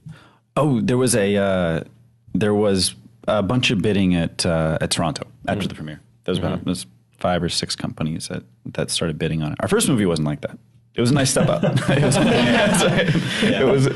But it was pretty exciting to see all the bidding happening, and then everything was finalized at Fantastic Fest, which was really nice because Drafthouse bought it, so it was a good. They won the bid. That week might still go down as the best week of my life. Have you guys been to Fantastic Fest? No. Still haven't. Whoa! Okay, Here's let me. Whoa! I think we all should go as a Killer POV. Here's the thing. Like, obviously, we go to a lot of film festivals. Yeah. It's part of the job. And so when someone says, Resolution was rejected from Fantastic Fest, and so when it was rejected, we're sad. And someone's like, what, you should just go to Fantastic Fest because it's amazing. And we're like, we go to festivals all the time, and like we have a movie playing there. Why are we going to go to one where we went to go? We were wrong. Everyone on this planet should go to, because we finally went with Spring because it was playing there, and it was like, that was not hyperbole. That may have been the most fun week of my entire life. And it wasn't just because the movie was playing. The what they do there, the spirit of it, like dance and everything. Yeah, it looks and so fun. Seeing Joe Swanberg knock out Devin, and it just looks like it's a good time. I mean, you can't believe how much fun it is. Yeah. I mean, I mean that. And then on top of that, for us, it was like, okay, the sale was announced there. It was the U.S. premiere of Spring. It was the U.S. premiere of VHS Viral. And Drafthouse is the people that bought it. Yeah, it is. Yeah, it's they a bought the festival, film. Yeah. And so that's it. It was like we had like 4 or 5 things going for us. That's cool. And all of those movies went off like blasting amazingly, And then and Edgar Wright gave Lou an award for Best Actor at Fantastic Fest. Nice. And so, and on top of that, like, and so we just felt on top of the world, but it's such an unpretentious festival that we didn't feel like we were being like people were putting us up on the shoulders. We just walk around and drink and talk to people all day. That was great. Yeah. There's a video game competition. You go play these weird video games whenever you want, and they're free. Yes. Yeah. And I grew up watching Dazed and Confused over and over again, and I'd never been to Austin before. So in my inebriated head for that week, it was like I was living within like a virtual reality Dazed and Confused. But we never went to the Moon Tower or anything, but still. And Matthew McConaughey wasn't there. but Mitch was there. He was there. Oh, wow. Mitch. That guy. For the listeners, I just touched my, what's this called? Your coronum. That little space above your nose that Mitch from Days Confused touches. I'm worried. Just take another beer. The bridge of your nose. No, I mean, Austin is great. I've only been there once and I loved it.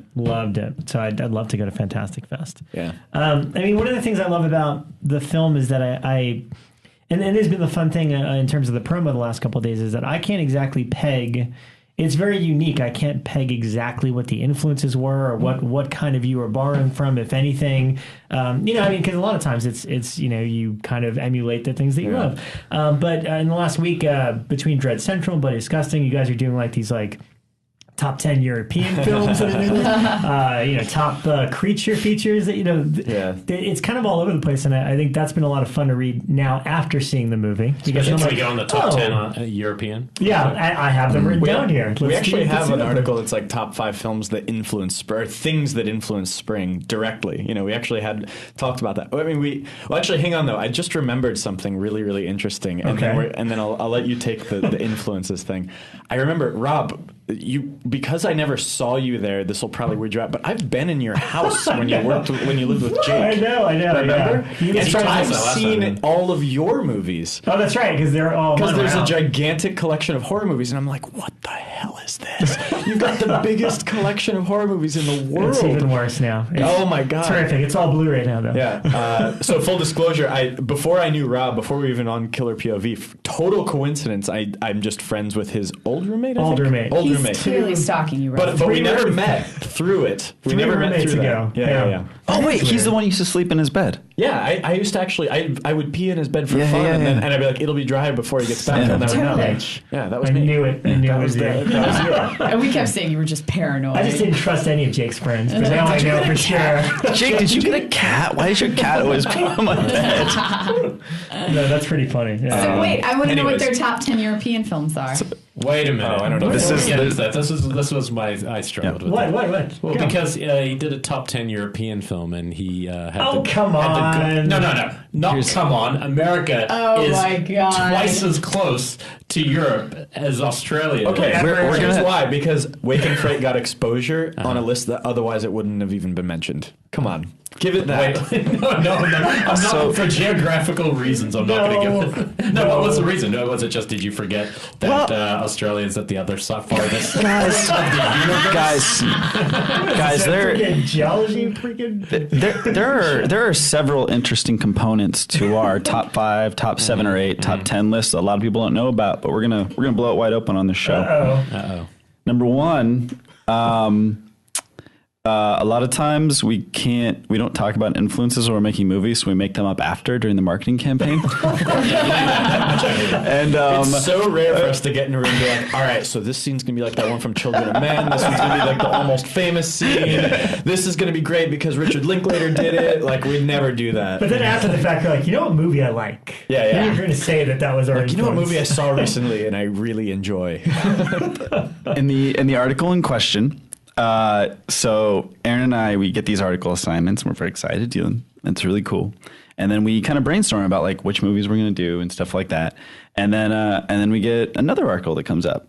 And then like Aaron goes off and does that article. And then I write for both of us this article, and I create a fictional character, Aaron Moorhead, who talks shit about me during the whole article. And he wrote that I didn't know, fictional Aaron Moorhead that I wrote that I didn't know where Australia was, included it in the European list because I wanted to include Kill List. And now there's yes, I was conscious of it, but not Fright, not Kill List. Sorry, Wake and Fright. But it's funny though. Now I look online. There's a lot of people. I've seen 2 or 3 people already write online being like, I can't believe that asshole doesn't know Australia's not in Europe. But I did it though. I wrote. Well, that's funnier. I think you've got better story notes. I only take offense because it's so far away. I know. That's why Donald Pleasance is European. But the joke would be that an Australian accent and an English accent to an American, can be confusing. Oh, and our American character. Hats off, gentlemen. Because even though it could seem a little stereotypical, I was in Paris once, and I heard people talk about the American tourist.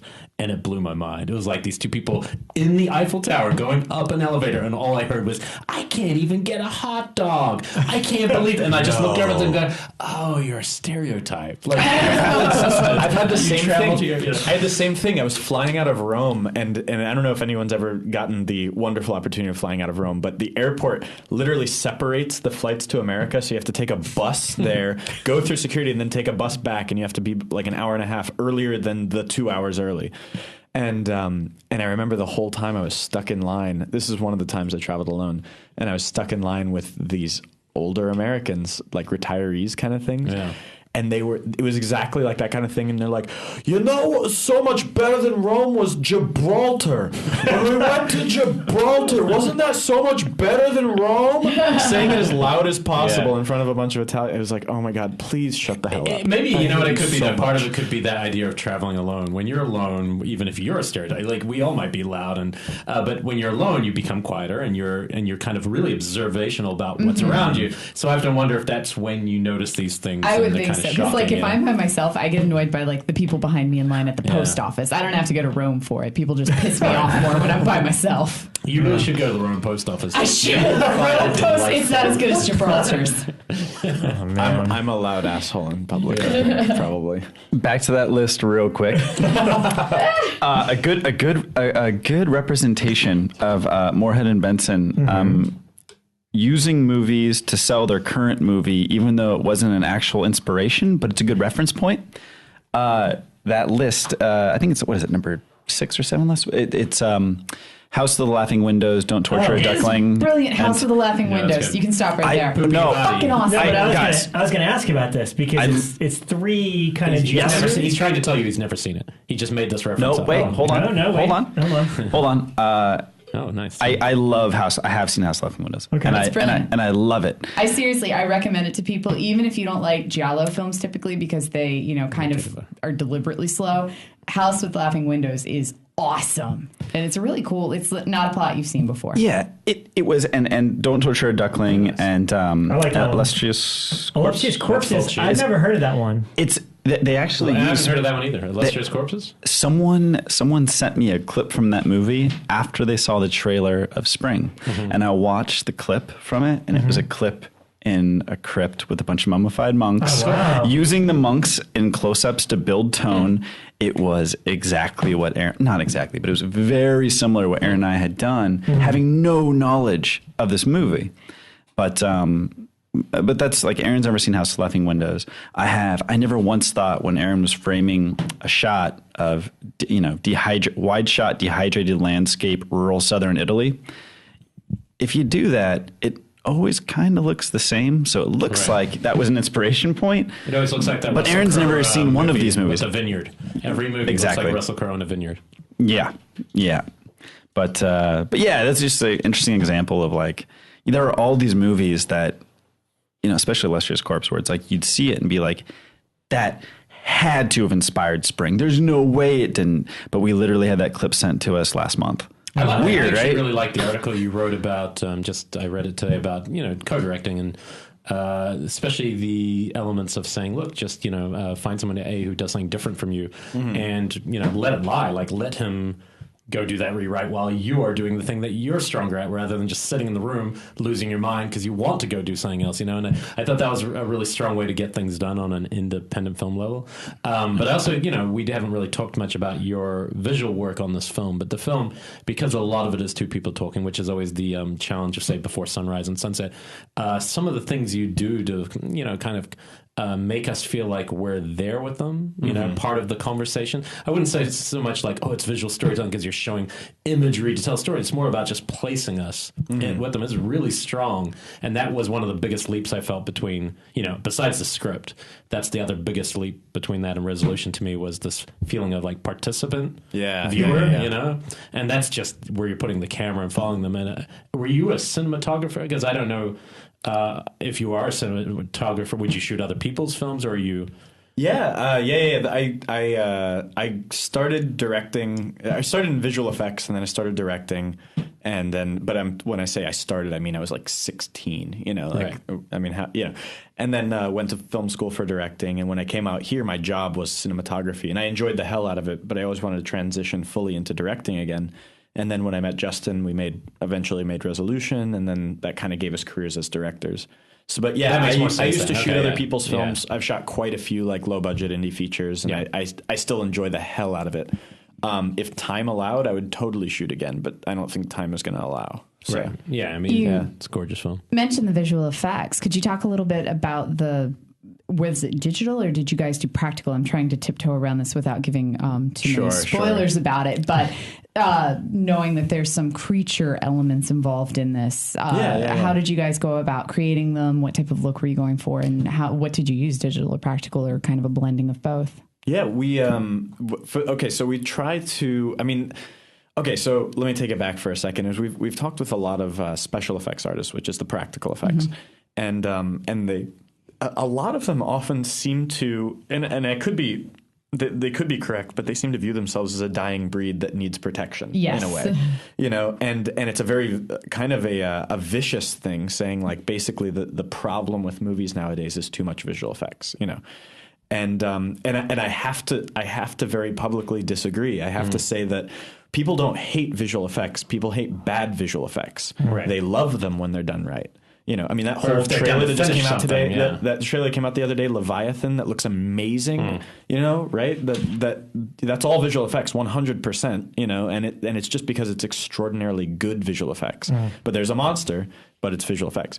The Peter Weller film for those listening at home. Yeah. It's great. That's the one. That's where Speed comes back in 19 whatever. Yeah, he's just catching up to trailers. But yeah, say motherfucker one. Okay, just making sure.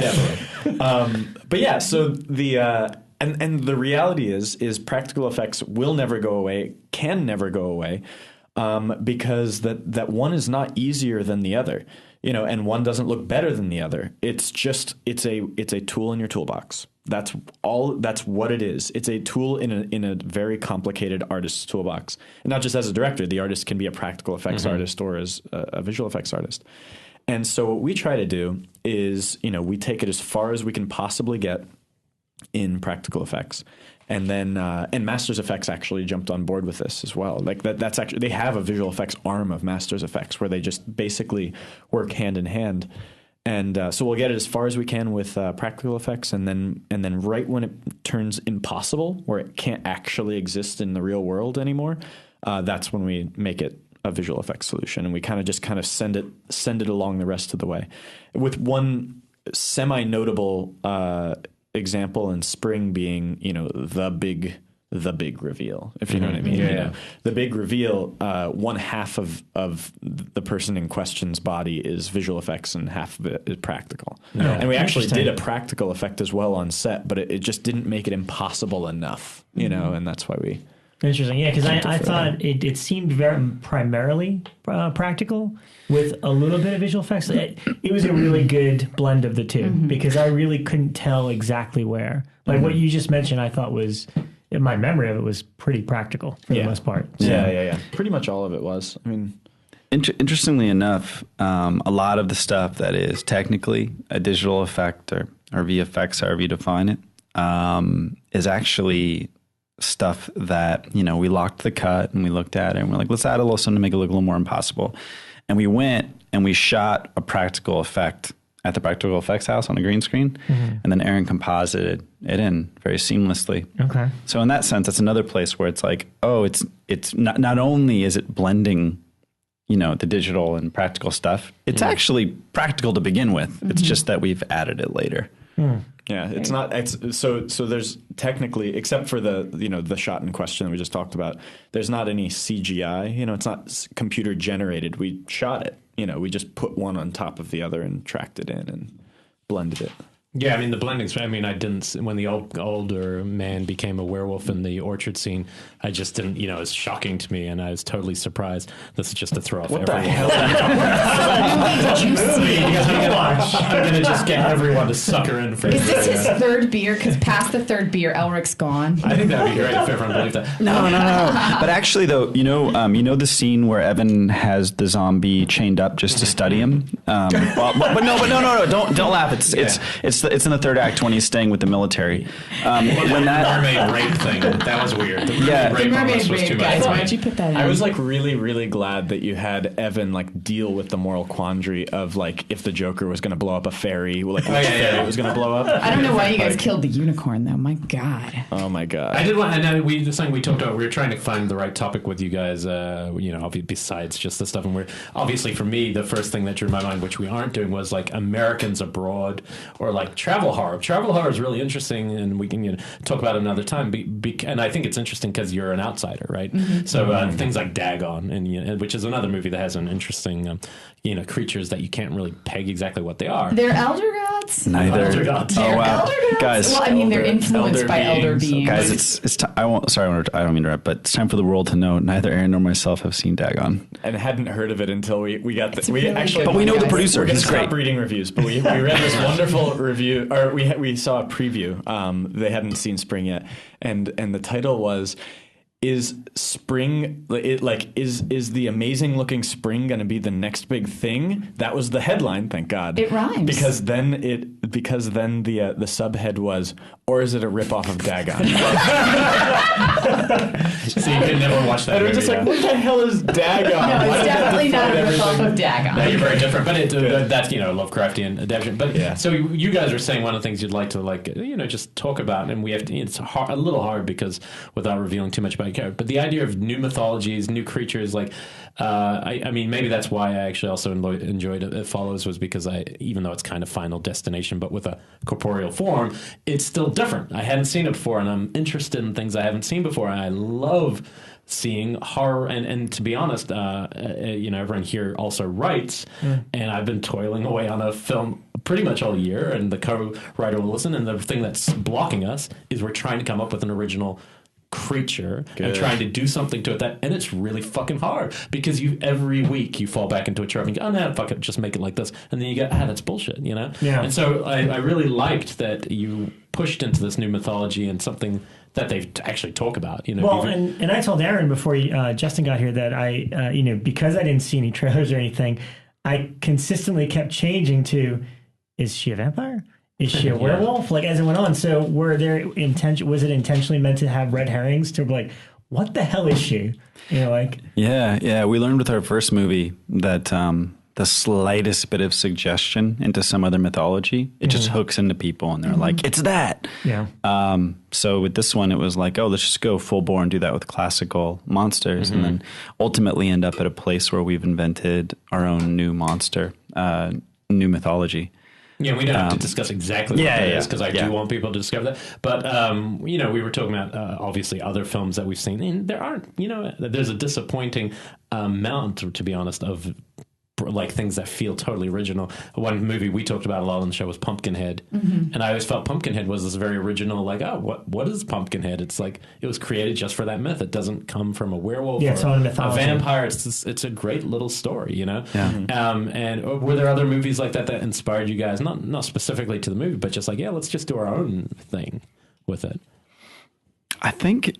I don't know if it was. It probably wasn't another movie as much as just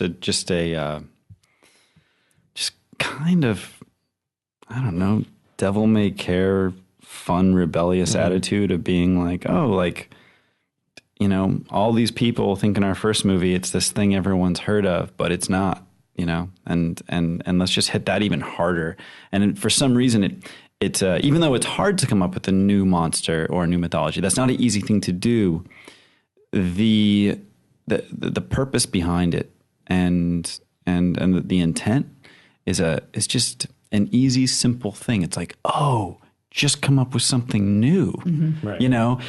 But to most people, and I'm sure as you found, it's like you probably tell people, you'd be like, hey, I'm writing a monster movie, and they'd be like, cool, is it a vampire, werewolf, or alien? You know, and that's it. And they're just like, no, but wait a second, but what if there was something outside of that? And then people's minds are blown. Actually, there's something that not to bring it in any way to a different movie here, but It Follows actually does have a new myth. It's pretty cool. Yeah. That's pretty rare. That's what I mean. That's why. Cool. Actually, I was talking before the show that having seen those two films so close together, it makes me more excited than ever about the genre, because you're talking about two films that have nothing to do with each other. Mm-hmm. Yeah. I mean, in terms of their intent as horror films. Right. Your film is not there to scare you or to make you feel dread, but it does all these other things, and it's incredibly romantic. And then you see It Follows, and it's complete dread. There's no romance. There's none of these other feelings, and yet we use the same label, horror, and that means this genre couldn't be going stronger when we look at some of these kind of movies. The smaller, more auteur-driven films, where the voices haven't been diminished. You know? Yeah. What do you think is the best mainstream horror that's come out recently? That's kind of calls into that, Conjuring, or that's kind of what I mean. I haven't seen it. Yeah, probably. I like Conjuring a lot. I liked Oculus. Okay. I mean, I don't even know if that's considered studio, because it was picked up by Relativity. Is there any subversive horror coming that's in in the mainstream at all? No, not in the mainstream. I don't think. The Conjuring's incredibly well crafted and directed by James Wan, but it's the opposite of Innovation, right? Yeah. It's just it's totally classical. That's a case of one of those. It's so old that it's new again, because people just forgot how to make movies in that realm. It's not completely original, but I still really like it. It's really well put together. Yeah. What about Pan's Labyrinth? Mm-hmm. Pan's Labyrinth. That's some cool, neat myths. But isn't that getting? It's I think it's older than we think it is now. It's 2006. It's probably in the last. It's 10 years old. When is? And with Pans, the most horrific stuff to me as a viewer is kind of the stuff in the real world. Yeah. Really? Oh yeah. Well, what about this guy? Yeah, I mean, but dude, Doug Jones was horrifying. Though. I thought he was cool. Yeah, he's fascinating for me. I wasn't as scared as him as I was. There's some big ones that are that we forget were super original. But The Predator is the most original thing ever. When that came out, now it's The Predator. It's aliens. The Predator. But The Predator, the way it looks, what it's doing, it's hunting. It's so incredibly interesting. The idea of an alien race coming to our planet who their whole culture is hunting for sport, and they're very well equipped for it, is pretty awesome. It is. It's amazing. It's a fiction of the worst part of us. They are the worst. They're the people who go to Africa and shoot an elephant and stare on its head. The other ones that were Evil Dead. It's people take for granted because it wasn't just another zombie movie. Zombie.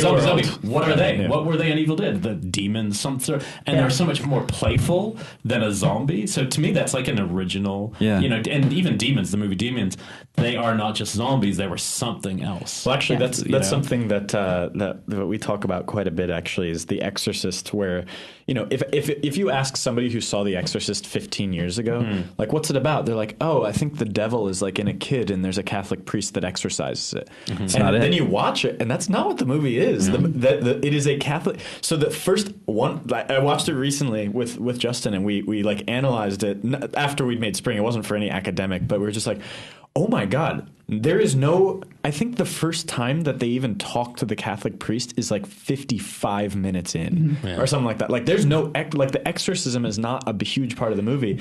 It's literally taking an hour to convince the audience that actually what needs to happen right now is something like an exorcism, and it's not religious people suggesting what needs to happen is an exorcism. It's doctors. The doctors say, and why do they say it?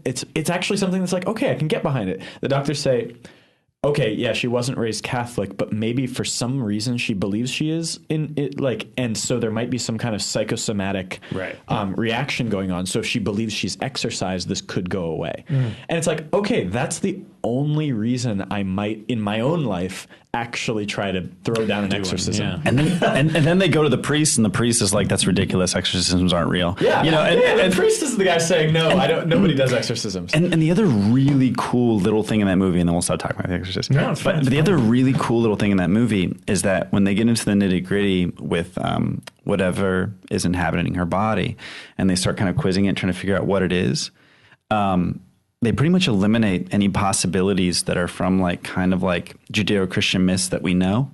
And they kind of arrive at this place of like, we don't know what it's not Satan. We don't know what it is, but you know something's there because her head's spinning and she's speaking.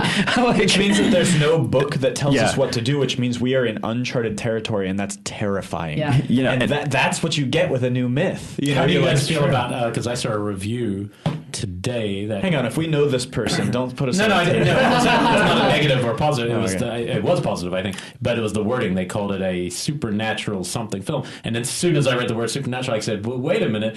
It felt like the whole point of your movie is to say it's scientific. Yeah. Unknown science, but not supernatural. I wouldn't call it supernatural. It's not like you're going out of your way to say this is not supernatural. Right. This is just unknown science.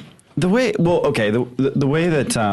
like for example, the way we approached the photography of the movie while we were shot listing was that the idea that, okay, we've got our two primary characters, and one of them, she's a very hardline scientist, and the other one, he's very much an agnostic person who doesn't, he's not particularly religious, but he's not, he's open to the mysteries of the world and all that. Mm-hmm. He's curious about it. He's not closed off to anything.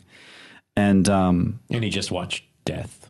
Yeah, he just watched death. He's dealing with his own things in his life, and that the camera, the point of view of the movie, would feel like some other force in the movie. And it wasn't out of any, Aaron and I never even talked about spirituality or religion or anything, but it was just out of like just another, it's almost like the camera is another spiritual point of view in the movie. Because other omniscient, the flowing shots and the shots from above make a little more sense. Exactly. Sense, or we have like the shot with the mummies again, bringing them up, but like the rows in front of the mummies, and you kind of get this idea of like respect for the dead, and like that. Like, why would you have respect for the dead if there's nothing else, But yeah, the idea is we're taking supernatural in that case. We like calling it a supernatural love story. Okay. Why? Because otherwise it's romance horror, which is like, well, romance in my head just says cheesy things like The Notebook, and horror says things like people getting cut up. Like that's what it says in my head immediately. But like supernatural love story, I'm like, that kind of describes spring, except maybe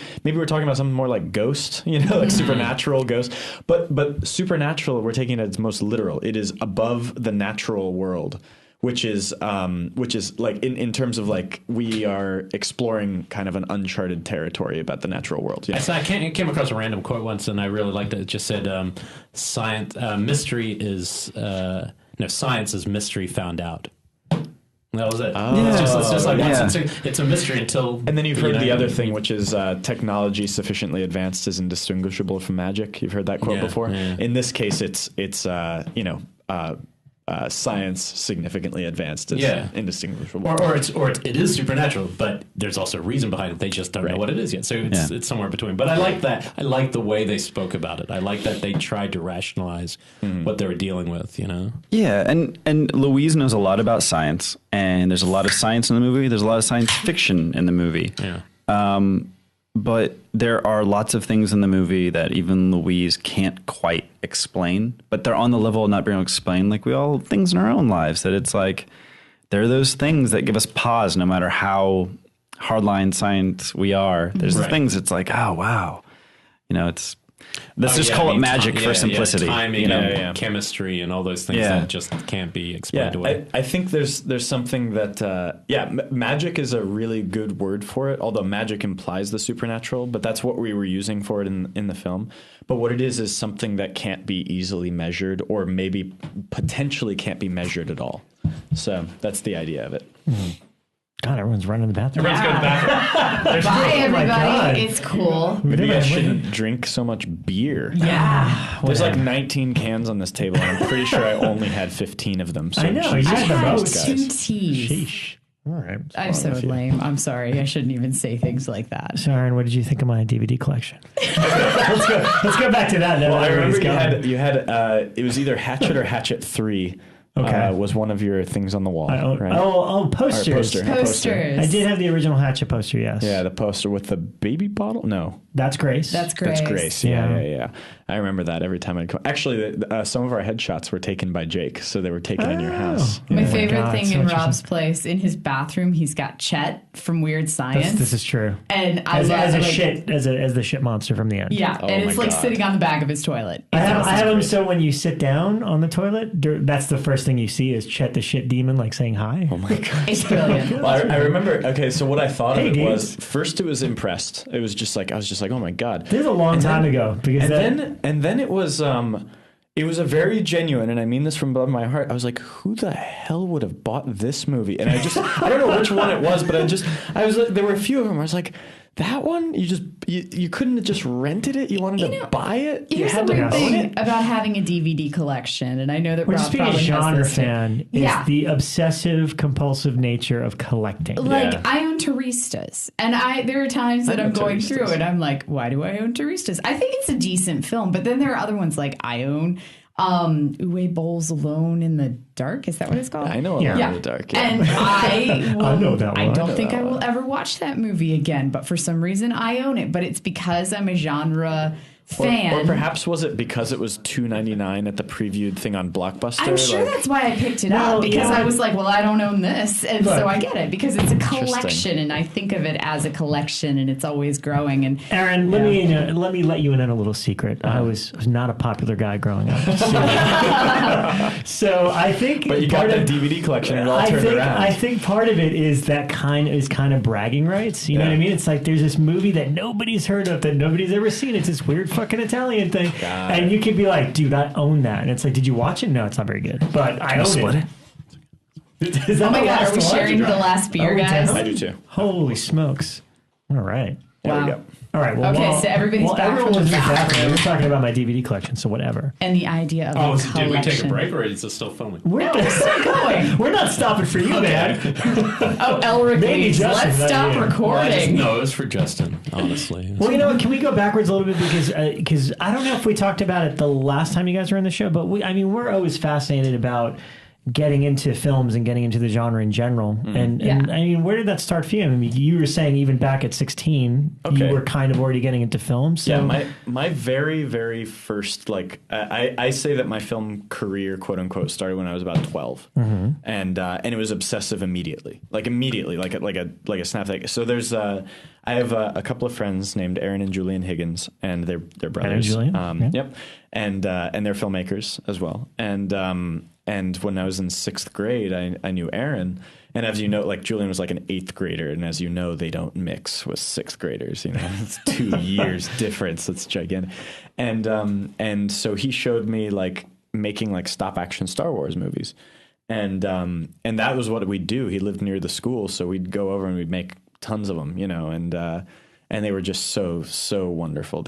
I watched them the other day, and they're truly works of art. And that's a lie.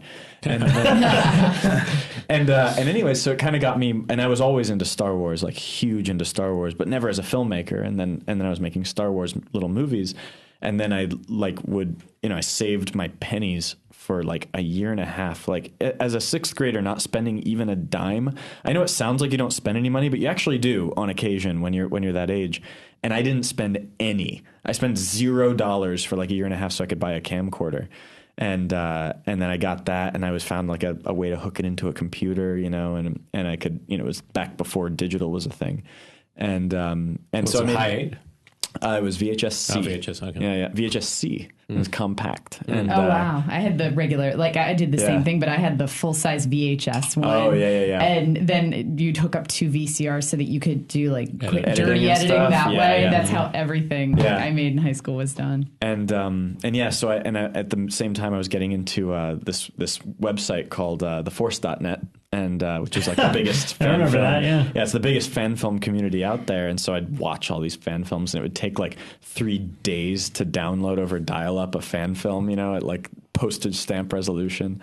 And you know, and that's how I learned, like through some mutual friends, to like make lightsabers and stuff. And so unfortunately I learned like the craft of visual effects and cinematography and stuff before I learned like important stuff like characters and all of that. And luckily, you know, it kind of developed, well, I hope it developed through the years and in film school. But most importantly, upon meeting Justin, I'm not just being nice, but he kind of turned me into a humanist rather than like an aesthetic, like obsessive kind of guy. So were you guys a little bit after the whole like VHS generation in terms of like, renting stuff from the video store and stuff? No, I was in it. Okay, so you got to do that as well. Because I remember just looking at it, you just reminded me of postage stamp size thing that you're downloading. It takes 8 hours and then, you watch that. But so what were some of the films that obviously Star Wars, but what were the horror things that kind of... Oh, because you never forget the thing that scares the crap out of you. What's weird is that used to be a really hard question for me because I was never into straightforward and anything you would call horror. In fact, I would avoid it. I just didn't really care for it that much, except for like the classics, like the biggest of all classics. And but everything and what I mean by that is like Jaws or The Exorcist or something like that. But, I grew up on stuff like Star Wars or Jurassic Park, like the really big budget stuff. And then when I was like 16 or 17, I was like, man, I'm going to be a filmmaker and I haven't seen many films. And because there weren't many on TV and we wouldn't rent them all that much. My parents liked them, but wouldn't that wasn't a big thing. And so I had to actually like go and like almost literally, I'm pretty sure I might have even literally made a list of like movies I know about that I've never seen, and like Schindler's List was on that and Citizen Kane was on that and Alien was on that. And so I went back, for the next 4 or 5 years, all the way through college, trying to like catch up desperately. And I'm still behind, way, way, way behind. But the answer to that is how did I get into like horror or genre film? And I realized it one day is I read a lot of Stephen King. And that's what really probably rooted me into it is stuff like that is like Stephen King really gives a damn about his characters. And although, some people call him like something, he got some weird unofficial title like the King of Schlock, but I truly mean that. I think that he should that title's almost perfect in that he's the king. He does it the absolute best of like genre film or genre writing. It's like the most entertaining, and why? It's because his characters are awesome. And that's, he can churn them out somehow. But like, have you ever read The Dark Tower? You're going to cry. He also does what I was saying your film does in the sense of, he builds Cujo as a story about a divorce or about a couple who might be on an affair and there's divorce and all this stuff. And then suddenly the horror comes in. It's a dog, and now you're in a real situation where that other stuff will play into it. Right. Because it upped the stakes to give a shit. And I feel like that is kind of, the same what you did with this one and Resolution. Resolution, they go down there because you're worried about your friend disappearing off the planet from drugs, and you try to kick his ass and then realize something else is going on. And then, so there's some similarities. Well, what about for you, Justin? Because obviously you're an incredible writer. Was writing the key thing that you initially wanted to get into when it came to filmmaking, or did you kind of grow into that at some point? I don't know. It's weird. I never really thought about filmmaking outside the idea of being a writer-director. So it's not. I don't know. I don't know which one. If you read actually, now you have one of my scripts. I sent you Spring. Yeah. They don't have much value on the spec market. So I was clued into that pretty early that I'm not like, I'm not going to write like in a really classical structure and write really like there's the stuff in my scripts is too unfamiliar to be like, go sell it, But then as far as like my growth into where I'm at now as a writer, it's the same thing as Aaron. Like I grew up reading tons of Stephen King, tons of like horror anthology fiction. Like I remember being like 7 years old and reading every volume of Scary Stories to Tell in the Dark and loving the hell out of it. Oh yeah. Yeah. Oh my God, that cover needs to be made into a movie. Yeah. They no longer use that art. They changed the art. They updated the books. Alvin Schwartz. They changed the covers a couple of years ago, but there is a group now that has purchased the rights to the series of books and is trying to make them into an anthology film. So what you guys remind me of is that the covers of Weird Tales. I feel like your story would have been a perfect like short story you would have read in that magazine, Weird Tales, because it has this like romance but then some really weird stuff happens. But it's just I don't know if you've ever seen that magazine, but you should. The covers are amazing. Is it kind of like creepy? It's like the EC Comics. They had kind of a similar cover. Yeah, it's been around forever. Can I tell you my favorite creepy story? And then actually we should get back to I want your origin story because you'd never told. We want your origin. My favorite story from Creepy Magazine that we actually hope we get to tell someday is the guy on the drug. Yeah. So there's this. God. It's so good. So there's this guy, super good looking, young. They establish in like 1 or 2 frames that he's like really successful, really good looking. and he's got this like smoking hot girlfriend, and basically it starts out with him just talking to his girlfriend in his huge house in bed, you know, and he's just like, hey, you know, frankly, I've done pretty much, you know, I feel really good about my life. I've done pretty much everything that I want to do. And, you know, and I've done like every drug known in existence. I feel like I've experienced enough life. And what I want to do is I want to marry you. But, you know, before I do, there's just one more drug that's like, you know, this mysterious Himalayan drug or something like that, that apparently is the highest of highs. And, you know, and I really want to try it. So I'm going to do that. And then I'm going to come back and marry you. And she's like, okay, be careful. Yeah. And so he literally like climbs a cliff up, you know, up the cliff, and he enters like this, you know, temple, you know, in the Himalayas, and in there is like Wu Ping, you know, Holly Mountain is Chadowowski. Yeah, he's just got this giant beard, and he's just like my son, you know, and he says like, I want to, you know, I've come to try out the mystery drug, and he says many men have wasted their entire lives on this drug. Are you sure? And he's like, I've tried every drug known to man, and I'm doing great. You know, yes, I'd like to try. He's like, okay, and he takes the drug. And there's like a visual of a crazy trip. Oh yeah, right? it's like the most insane psychedelic, long, the craziest. Like, and it starts so beautiful and it's amazing. And he's like, "This is the best drug in the world." And then he goes, "Oh, but the trip turned terrible." And it gets nightmarish. And he sees like his wife get withering and dying, and like the atrophy of the world, and all of these terrible things just withering and dying. And then he wakes up. Give it a beat. And when he wakes up, nothing's changed. And he walks out, and he's like, wait, that was like 15 minutes long. That was the shortest trip. I came all the way here. This is the shortest thing in the world. And he goes out to Wu Ping. Who's Wu Ping? Wu Ping's different. Yeah, Wu Ping Who are is a you? little different. And he says, I'm not Wu Ping. I'm Wu Ping's grandson. I've been taking care of you. You've been asleep on this trip for 90 years. And he looks in the mirror, and he's old and frail. And he wasted his entire life on the drug, and his wife is dead, and he wasted everything on this little drug. Let's go. And that's my darkest fear, is like accidentally wasting my life. Right. Holy hell. That gave me one of my first nightmares I've ever had. That night I was like, I dreamt that I'd wasted my entire life on accident. Wow. Yeah. Anyways, so back Justin, to my life. My unwasted life. Reference to your film. Now, speaking of wasted lives, Justin. All right, so grew up as a small child reading a whole bunch of Stephen King and horror anthology fiction and stuff like that. And my parents are big movie buffs. They met at a showing of Dr. Zhivago. Oh, wow. And yeah, literally. And so they went to the movies every week, and they'd always take me with them, like on their like date night. I'd go with them to the movies every week. And then I became a teenager, and I just got into surfing, skateboarding, and snowboarding. I didn't see a movie for years and years and years and years and years. Just hung out at the beach, tried to meet girls, drink beer, surf, skateboard, snowboard. So you drank beer before you were 21? I retract that. And then I was about 17 years old, and I was at a friend's house, and someone brought over like Reservoir Dogs, Chasing Amy, and some Linklater movie, and over a couple nights we watched all of them, and it had like hit me like a bolt of lightning. It must be like, you know, like when some people watch Top Gun and they join the military. Yeah. For me, it was like, oh, I understood what that was.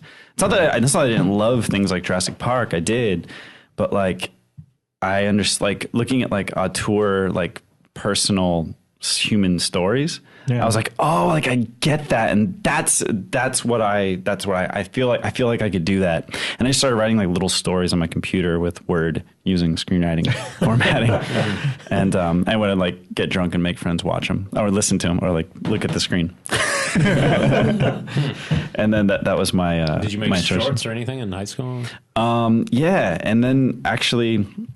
It was actually like my senior year, early college. I started making films, and there was about a decade of just making short films and music videos and writing scripts and stuff like that before Aaron and I had anything happen at all. There was like, but there was like 5 years of that. I went to UCLA. I did that whole film school thing, and then 5 years of just like waiting tables and bussing tables and working as a production assistant and interning.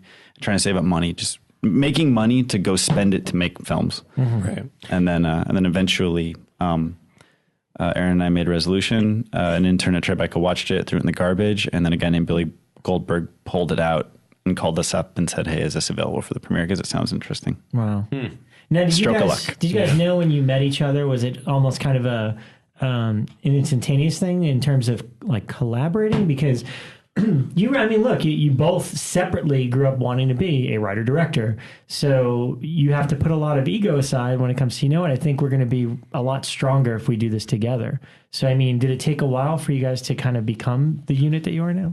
Yeah, it definitely did, but it's I never saw myself as a co-director. I'd co-directed before, and it was never a bad experience, but it was always just kind of we realized, again, that's the reason I'm not co-directing with them. It was like, we don't add anything, we're both good on our own. And I think that co-directing with Justin was the first time that I realized that Justin adds a lot, not just a little bit, I'm struggling to keep up here, that kind of thing. And that was really, really big. Do you guys remember the first movie? Do you remember the first movie you made him watch? You've got to watch this. We don't really do it that way, though. We truly don't. We don't do it that often. But when you first met, you must have had something come up. Not really. I think maybe like the first movie, I was like, I insist you watch it. Maybe like the Almost Famous Director's Cut. Yeah, but that was like a few months ago. It wasn't long ago. That was yesterday. That was the first one I was thinking. It was like, it's probably Almost Famous. Yeah. I remember the first time I realized we were good collaborators, and then I'm those people that are like really good at group work, collaborate. And that's not me. I'm like the opposite. I'm terrible. But I remember Aaron and I were sitting at some cafe on it was House of Pies on Vermont. House of Pies in Vermont. Pies, yeah. And we were going through a short film that I'd written and that Aaron was going to shoot. And we're going through it, and he gave me a few notes that were extremely good, like better story notes than I've ever gotten. And it was like very elegant, and it was whatever. And I didn't feel like anyone was like imposing on me at all or anything. I was like, that's treasure. Okay, I'm going to do that. I'm going to do that thing he said, And I remember that's easily the only person I've ever had that dynamic with. And I remember that moment. Right. Mm-hmm. Yeah. Wow. And it's worked out pretty great so far. Yeah. Thank you. No, that's the exciting, again, we're always looking for something new and something interesting that keeps us excited about the genre. And it's like just seeing where you guys are at 2 films in. Yeah. Well, it's really cool. 2.5 if you want to count. Yeah. Or 4th if you want to count the VHS film. But it's like, it's between Resolution and Spring, it's like, man, like you guys have made 2 movies pretty much exactly the way you've wanted to, and they're very unique in their own way. It's definitely your film, so it's exciting and interesting to see you guys go on that trajectory. And what's cool is having 2 of us does not. It's kind of this. It's a very, very interesting dichotomy that I'm sure you've started to pick up, but like in that there's not really a hive mind exactly of like, yes, you could on set, you could ask us one question separately and you'll get the same answer. That's going to happen. That's true.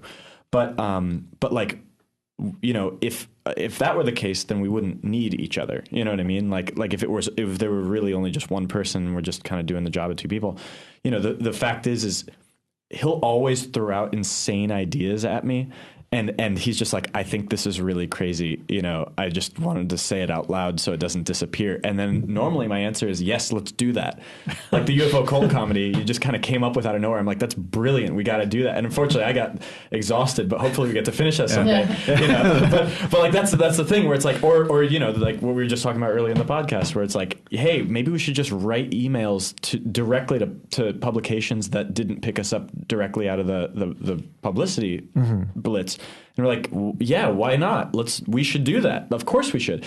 But if you're just one person sitting in a room and nobody's saying yes, you're just like, maybe I shouldn't. And, and that's it. And so like, we can always push each other to be weirder and bolder, and that's going to happen forever. So that's like good. That's exciting for us too, like we can always keep doing that. So What this? I mean, this is a totally different question, but this is something I think that most people don't understand now. What has to happen for Spring to be considered a successful film? Not by you guys in terms of like, hey, a lot of people liked it. Awesome, that's good. But in the modern market, what does that even mean for you guys to have succeeded with it going into the world?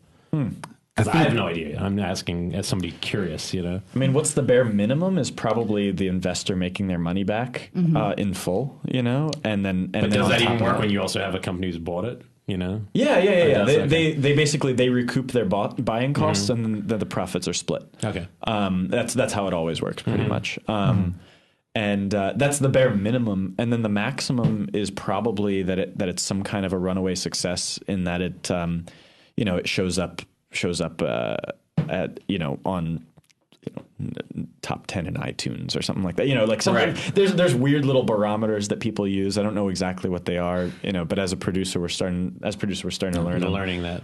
You'll kind of know. Yeah. You'll kind of know because I can tell it's already on the critics side. I can tell that's not going to be an issue, right? Because I've already just been seeing people we know commenting. But I'm so curious, like what that means now. Like because when I saw Cheap Thrills, I remember going, man, slam dunk. This movie's going to play everywhere. It's going to be a midnight movie for eternity. And then after its initial buzz, it kind of like disappeared. And I was genuinely shocked about that because I do believe that's one of those lasting. Well, that's the thing is cult movies are that for a reason. They'll always. Exactly. I mean, Resolution is a cult movie. Yeah. That's really cool to have a cult status. I mean, that's not a bad thing. That means it has really good legs. You have legs, but it doesn't help you always make the next film, right? Because no one wants to set out to make a cult film because you want to make the next film. It's actually, there is an interesting phenomenon of, VOD numbers aren't transparent. Right. So when Aaron and I go pitch our next movie and we're like, Spring did tens to hundreds of millions of dollars. Yeah. Hundreds of millions. And go check. Go ask Time Warner. Go ask Time Warner. Go ask Comcast. I know, we can't tell you that. We're like, that's why. That's why so much money. No one's lie to you. It's probably true to better use it to your advantage, Yeah, there was a you guys might have caught it, but there was a big story, a few months ago that was basically saying like the problem is that nobody will publish VOD numbers, and that's where all the money's getting made. We all shared that. So nobody has any sort of there's no barometer for what's happening. So nobody knows what kind of things work. All you get is the opinion of that one guy that is your connection at the VOD outlet, and that one guy, it might be his opinion or it might be based in actual fact. You don't know. It's like, hey, you got to use that poster. Why? Because those kinds of movies do well. Are you just saying that? Like, do you just like one over the other? I don't know what your taste is. You might have been hired out of college 2 days ago. I don't know. We're living in scary times. Yeah. I would have been better, like if the guy Lou was in the tunnel with his hands on the ground and she was pulling it down. You're referring to Absentia right now. Yes, and before that 5 other. And it was on. I can't even. It wasn't A Horrible Way to Die. It was another. I Don't Want to Die Here. I Don't Want to Die Here. Yeah. That was it. It was on the cover of that, and it was on like 3 more that year. It's a Phase 4 thing. Phase 4. I actually talked to the people at Phase 4. They're like, when you have someone crawling and reaching towards the camera, it makes money. Like, also in Poker Run, the same deal. Yeah. And actually, I talked to the girl Katie who was in Absentia, and she's like, "That's not me." Yeah, on the cover, No.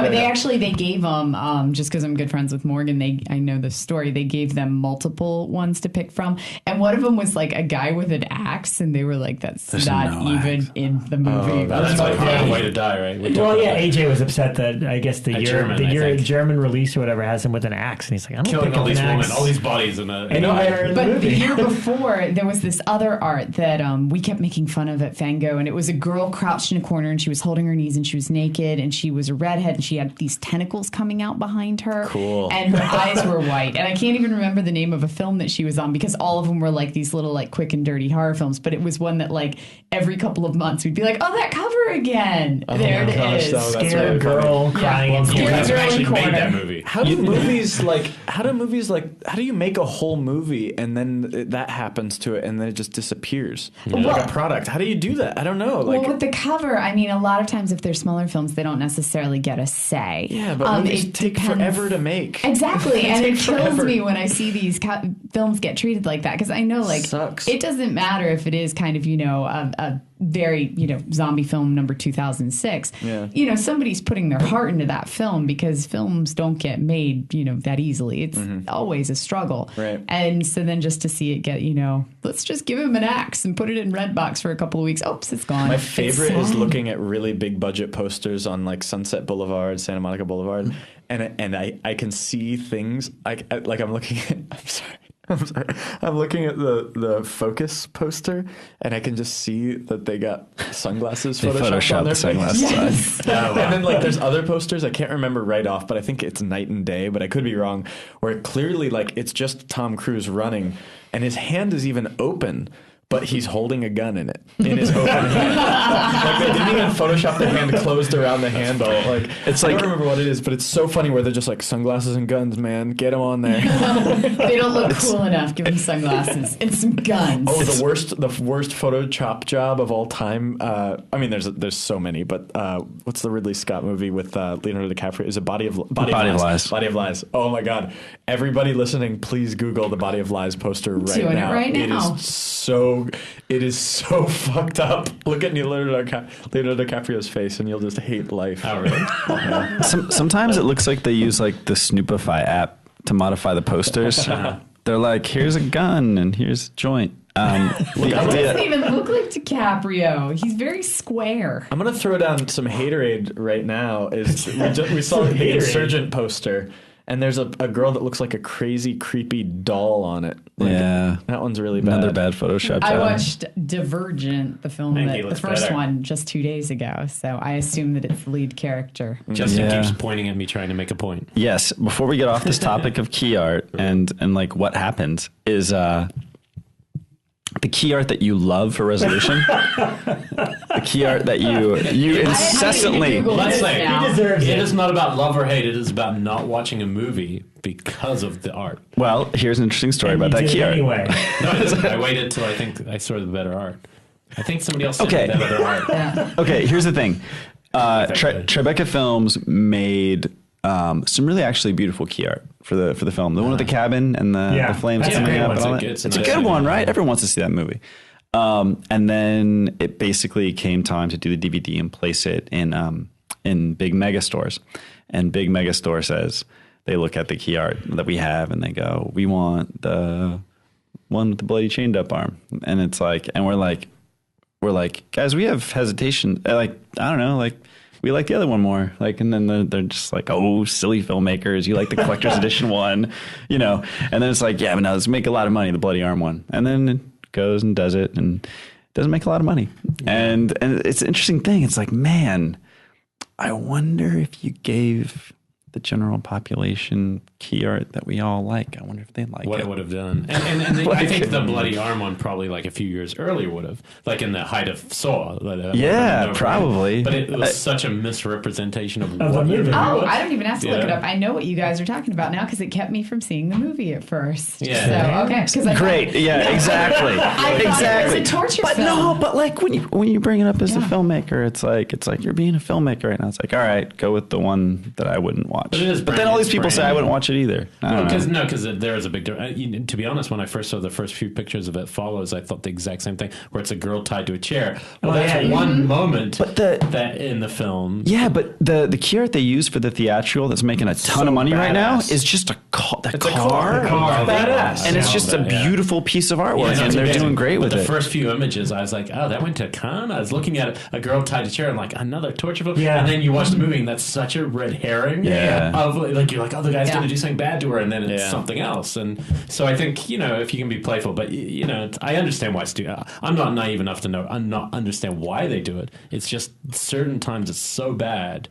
And it's not even a bad image from Resolution. It just is not what the movie is. It's not. It misrepresents the movie. At all. It's and a different film. Yeah. So I'm still angry about it. And I know everyone's mad at us about it. But the thing is, no one knows. We all do our best, and Yeah, you showed I me really through. question whether you did your best on that job. We actually do have a third piece of key art for resolution that's pretty rare. It was just the festival art. That is the coolest of all of them. Can we post it? Because it was just whatever. Yeah, of course. Yeah, let's do it was it. whatever the hell we wanted to put up. You know, we made it for festivals, and it's basically it's like if you ever seen those books like I Spy books, you know, with a bunch of shit in it, that's what it is, but it's all just stuff from the film. But it's like if you're looking at it this close, you don't see it, but when you stand back, you see resolution and like an eye looking at you and stuff. And our production designer Melissa made it, and it's all these little things from the film, and that's our favorite one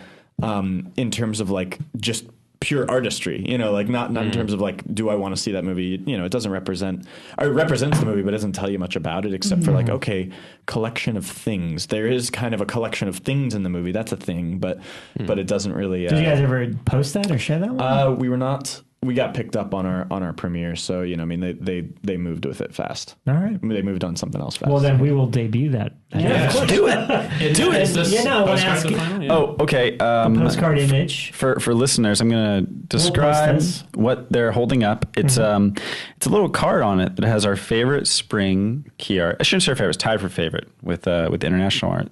But basically, it's a card that Aaron and I pasted the information for the screening on by cutting out little tiny pieces of paper, which is what we've been doing for the last 3 days, sitting in our little apartments, cutting out little pieces of paper and stapling or gluing them to flyers and then walking around LA and putting them up anywhere anyone will let us. We put them next to flyers that also have little like snips of paper you can tear off for information. We put them next to flyers that say like Spanish lessons, actually sale, and then there's Spring, our movie. I took some pictures today where I dropped off that I'll show you. It's too bad for the listeners. Maybe you guys can post this. What's the picture? And you guys can't see it. Yeah, explain. Yeah, I mean, and this airs Friday, so you guys are doing Q&As all weekend for LA listeners. Yeah. Every night. Okay. Here's a spring flyer up next to an article that says "Love Goddess reveals how to please the opposite sex." Oh,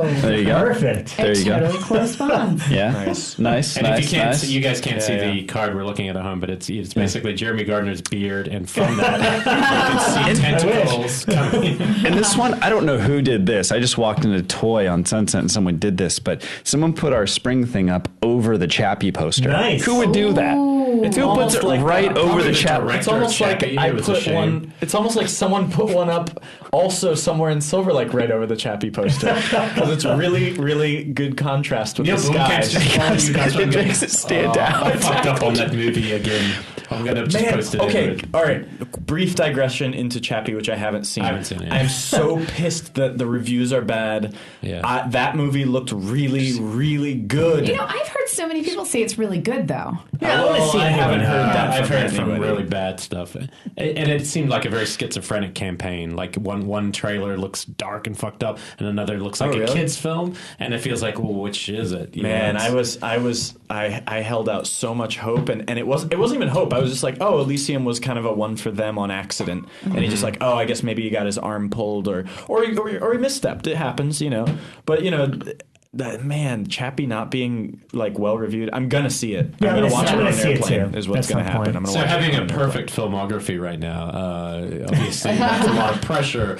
No, but you guys are are you still working on the Crowley film, or is it Crowley or Crowley? Because I don't know. You can say Crowley. Because I was thinking of you guys, but because I had Kenneth Anger at the damn Underground Festival. He's Crowley's buddy. You always have to say it like Ozzy Osbourne. But I heard he isn't.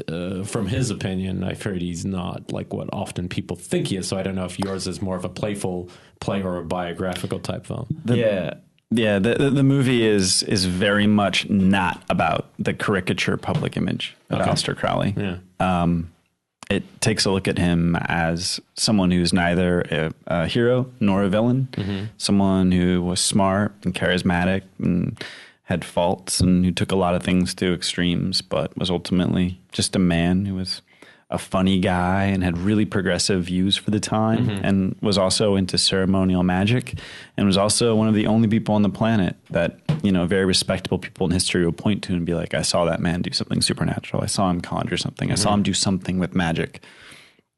just an exploration of all those things, and about Set biographically. So it's set in the real world. It's not a there is fictional. It's a the best way to put it is it's a fictionalized telling of one week in his life that did happen, but we don't know exactly what happened during that week. It was while he was performing a ritual called the Abramelin in his house along Loch Ness in Scotland. And it's a look at the human being Aleister Crowley after doing a couple of years of research into him. And is that something that then I guess the question on the filmmaking level is like, what needs to happen with Spring to get the financing to make that? Or is it all its own thing? Honestly, we showed. I mean, this one's probably not too much of a concern, no matter what happens with Spring. I mean, Spring's going to do well, and that's not just being cocky. That's just Spring's doing great. But Beasts the Aleister Crowley movie is currently set up probably to go no matter what, cool. Because it's not off of our filmography necessarily. I'm sorry, the financial success of our filmography. It's off of our past 2 films, and honestly, like I can speak for it because I didn't write it myself. Like the strength of the script, it's the best thing I've ever read. So is this definitely next or by himself in a room? Yeah, I wasn't in a room by myself, but I was definitely by myself. Aaron has a heavy hand in it too. And what age was Crowley? Was he then? And I'm just curious, like when you get somebody when you do find the actor to play, what are you looking for that kind of a character? These kind of characters from history are really interesting, especially if they haven't been filmed yet. Like I'm shocked that that character hasn't been filmed. Yeah, can you believe it? Yeah, he was technically 25 years old at the exact time that he did that part of the Abramelin. In real life, and then so young. But we were willing to kind of like fudge that depending on who can bring what to the role. Interesting. Wow. Yeah, that's cool. I'm excited to hear more about that as it develops. It's a cool movie. It's definitely when you see it, when it's done, you'll be like, oh, those are the guys that made Resolution in Spring. It's kind of like the spiritual successor to those. Yeah. And tonally, it's a successor. From the ground up, it's our movie still, which is really nice. And it's kind of what's really cool is he's a character that, I mean, even when I first learned about him, he was caricaturized, as this kind of goofy. He never saw himself as goofy, but it's kind of funny, what he's doing. He's doing ceremonial magic, the thing that most people don't think is real. And over the course of doing a lot of research about him, you kind of grow to this begrudging respect where it's like, objectively, was he a good person? I mean, again, you can't judge, but I don't think so. I mean, he probably did some truly terrible stuff to a lot of people.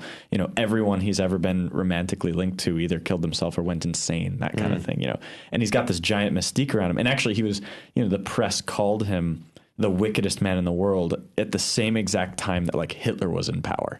You know what I mean? Like that kind of thing. It's like this guy, has a stigma with a capital S. But when you actually thought he was after. I thought he was like 15 years after Hitler. That's interesting. Yeah. He was banned. Yeah, it all kind of roughly, either at the same time or right after. Right. And that's the thing is when you actually read about his early life, he was this guy who had so much. He was kind of a trust fund kid, but he actually used it he used it truly trying to better the world. Truly. I mean, he thought that the way to better the world was through magic and all of that. But, he believed in rights for homosexuals, rights for women, truly just couldn't see the difference. He was born that way. Couldn't see the difference between us and them. He didn't have an us and them mentality, and although he had this wild, fiery personality, he was actually like really well adjusted, and it ended up getting kind of corrupted by a lifetime of extremes and of drugs. So we get to kind of like, we tell that in a pressure cooker, but it's a guy that's like, oh, you find this like real humanity in him, that you really can't believe exists, and turned into this like wild caricature of a guy who like filed his teeth down to fangs and like, and like just has sex orgies all the time. Well, there's only sex orgies, but orgies all the time. So it's fun to find the humanity in someone that history doesn't remember as having any. Wow. It's easy for us in the year 2015 to look at like the idea of hedonism as being something that's like, oh yeah, we can say very obviously total hedonism doesn't work. Like you do need some self-control in certain areas of your life. Like you shouldn't do whatever drug you want to do. and you can be very destructive to other people's emotions to behave sexually however you want, you know. But at the time in 1899, you know, for someone to be just kind of forward thinking and be like, no, I think people should have total personal freedom. Do what you want to do. It's a really admirable thing, you know. Like we now know total personal freedom is, you know, there are consequences to that. But at the time, in a pre-1960s world, it's like, oh, wow, that's really smart. Yeah, this is before the 60s were a thing. There was no precedent for decadence, you know? Like, that was him and, like, Oscar Wilde were, like, kings of the decadence movement. Right. And it was easier for him being in the aristocracy to be that kind of guy. Sorry, we were talking about horror movies. Well, this is hard, like magic. Yeah. But it was easy for him being in the aristocracy to say that kind of thing because he could find himself certain protections and maneuver and all of that. But still, just the fact that he was even doing it, you know, although he wasn't getting out there and like fighting for the women's suffrage movement particularly, he was someone who just was born instinctively believing in it. You know, he didn't need to be taught it, and that's really cool. You know, and he was Jack the Ripper. And he was also going to be revealed at the end of your film. And killed the Black Dahlia. And Loch Ness. There you go. Because he had a house there. Right. So, and something that a lot of people never bring up about him is he's the first counterculture icon. Yeah. He's the first one. He's our first Tupac. He's our first Marilyn Manson. He's our first, you know, he's that. He's the first of the counterculture, pop culture icons. And that's fascinating. And like many modern day counterculture, pop culture icons, he became a slave to his alter ego. Right. He became corrupted by his own, you know, he's a guy who barely believed in Satan, but at a certain point when people said he was a Satan worshiper and it got him attention, he totally embraced it. Right. But actually his spiritual beliefs were much more complicated than that. Yeah, I've read some good interviews about the anger who follows more or less the same teachings where he's like, no, it's actually just like worshiping the sun in the morning by saying, hi, sun. That's the thing. What Satan as it can, you know. What Crowley mostly actually worshipped was like Egyptian gods and even things older than that. You know, it was polytheism. But the film The Pyramid, I wonder. If I could ask Aleister one question. Okay, I have actually there's a really interesting little thing about his taste in movies. There's this lore about him that he died these really horrible final dark weeks a penniless heroin addict. And he did die a penniless heroin addict as far as we know. But some friends of his were worried about him. They put him in this halfway house in Hastings, I believe. And there was recently an interview done. No, actually, it wasn't recently. I think it recently showed up on the internet. But it was an interview done with the people that took care of him in the final days of his weeks of his life, months, and they said that they were kind of a very Christian couple, and they said they made jokes about the wickedest man in the world, the Satan worshiper, come to stay with them and whatever, but they were going to be good to him. And they said he was just the most charming, nicest guy. You know, he'd offer to do their star chart, horoscope chart or whatever, and do Eastern philosophy, medicine stuff or whatever. But they said that the funniest thing they said was that they came into his room one day and he's like, hey, there's this movie playing in the city called The Wizard of Oz. I think I'd like to see it. And they're like, you know, Aleister, that's a kid's movie. That's not about a real wizard. And he's like, oh, never mind. I don't want to see that. That's pretty wacky. That's really wacky. Incredible. True story, but that's a true story recounted. It sounds like a joke, but him being disappointed that the Wizard of Oz Wow. Oh man, we've been living with this script for like a year and a half now, and so it's kind of like Aleister Crowley's become on the brain every single day now. So it's really it is kind of hard not to kind of make him a bit of a character in your life. You know, that's hilarious. Yeah. There's nothing around that. That's hilarious. That guy very genuinely being upset that it's not about a wizard. He's like, finally, my day has come. Oh, wait. Because The Wizard of Oz was like the biggest movie in the world. Yeah, he thought that they'd finally gotten like a lot it's of like, everyone believes in the wizards now. That's really funny. Sorry. Well, I hope we get made because I'm more than anything just curious about his life. I know so little. The little bits I know are probably caricatures, you know. Yeah. So I'm curious to see or read it if you let me read it for them. Maybe if you ask nicely. Yeah, exactly. Yeah. Well, that's amazing. Excellent. So, well, thanks so much. Yeah, spring is out now. You can watch it right now. Yeah, please. Yes. Right. Today. Okay, you can watch it online like anywhere. You can watch it on Xbox. You can watch it on iTunes. You could watch it on Amazon Instant. Amazon Instant, Right on. Voodoo, Voodoo. all kinds of places. But since this is a Drafthouse Films release, as well as a FilmBuff release, it's also playing in a whole bunch of movie theaters. And given Aaron's cinematography, and given that we mixed it with beautiful 5.1 sound, and the communal experience of watching a movie together, everyone should go see it in a movie theater. I think it's a good date movie. It's a great date movie because that's the thing is it's not quite so. I mean, it doesn't matter. Like date movies can be scary, but what I mean is like you know, it makes you feel feelings and all that. and guys, I don't mean to hit this so hard, but a lot of people went and saw It Follows last weekend, as they should. We should all support great independent cinema, but it's like. Again, is It Follows sending you to Italy? I don't think it is it, Aaron? It sends you to Detroit. Detroit is scary. Yeah, that'd be cool. Send you to Detroit. That'd be a great campaign. See, Spring is literally sending you to Italy. No, we what's actually the are. We actually are. We're sending you to Italy. Yeah, that's right. We didn't talk about that. You have to tweet. Yeah, tweet your craziest love story or like romance story to tweet with the hashtag Love is a Monster, one word, and the best one is actually getting a trip for two to the town we shot Spring in. I'm still winning this. Yeah, you can actually. I've got tons of Love is a crazy stories Monster. I can pull out. And actually, all it takes, you just tweet with the hashtag Love is a Monster, and then you send us money, and then you win. Okay. Every love I've ever had is a monster, and then I have to give Who you all can my fit money. that into a tweet, though? Yeah, really.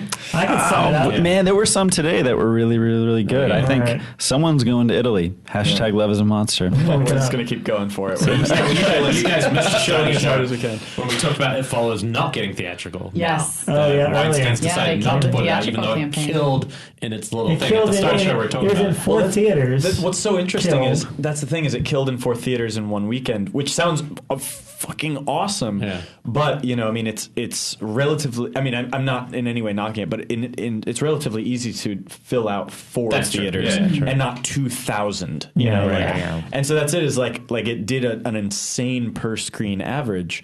Which it should in indie film. We should keep on talking about how indie film is killing it at the box office. But the Weinsteins are so good at platforming. They could have done L.A., New York, Detroit. They could have done that until it got that buzz. Yeah. I wish we had more time because I want to talk about like Snowpiercer's release too, which is such an interesting one. So that got screwed which up. is when it comes down to per theater averages, but murdering on VOD, like absolutely, like I'm pretty sure it was the biggest success of all time on VOD or something like that. Like some God. for like in terms of its turnaround, some insane figure like that. And then theatrically, it also did really, really well. So Is there a baby crying in Yeah, our... It sounds like it. That's what I've been cutting you guys' cat? glances for like 5 minutes now. I keep hearing it baby? either sounds like a baby or a cat. No, hold on. Yeah, no, it's a hybrid. it's a cat baby. It's a KB. Yeah. it's a baby that looks like a cat. So, all right. So most people can see this in VOD, but where is it playing? It's in LA for sure. Yeah. It's in Here in LA, it's at the Sundance Cinemas at Sunset and Crescent Heights. If you go to Drafthouse's website, which is drafthousefilms.com, and it's /film/spring, I think, is the actual official Spring site. Yeah. And that has a listing of all the theaters. All right, cool. Yeah, Or actually, I post mean, that too. Fandango. You could go to like Rotten Tomatoes and hit like get tickets, and if it's near you, you can get What it is that your way. Rotten Tomato rating? right now we're at about resolution's at 100%, but Spring's at 93, but it has more How's reviews. resolution at 100? How can you get through with 100? All the reviews are positive. That's how it happens, sir. And they weren't.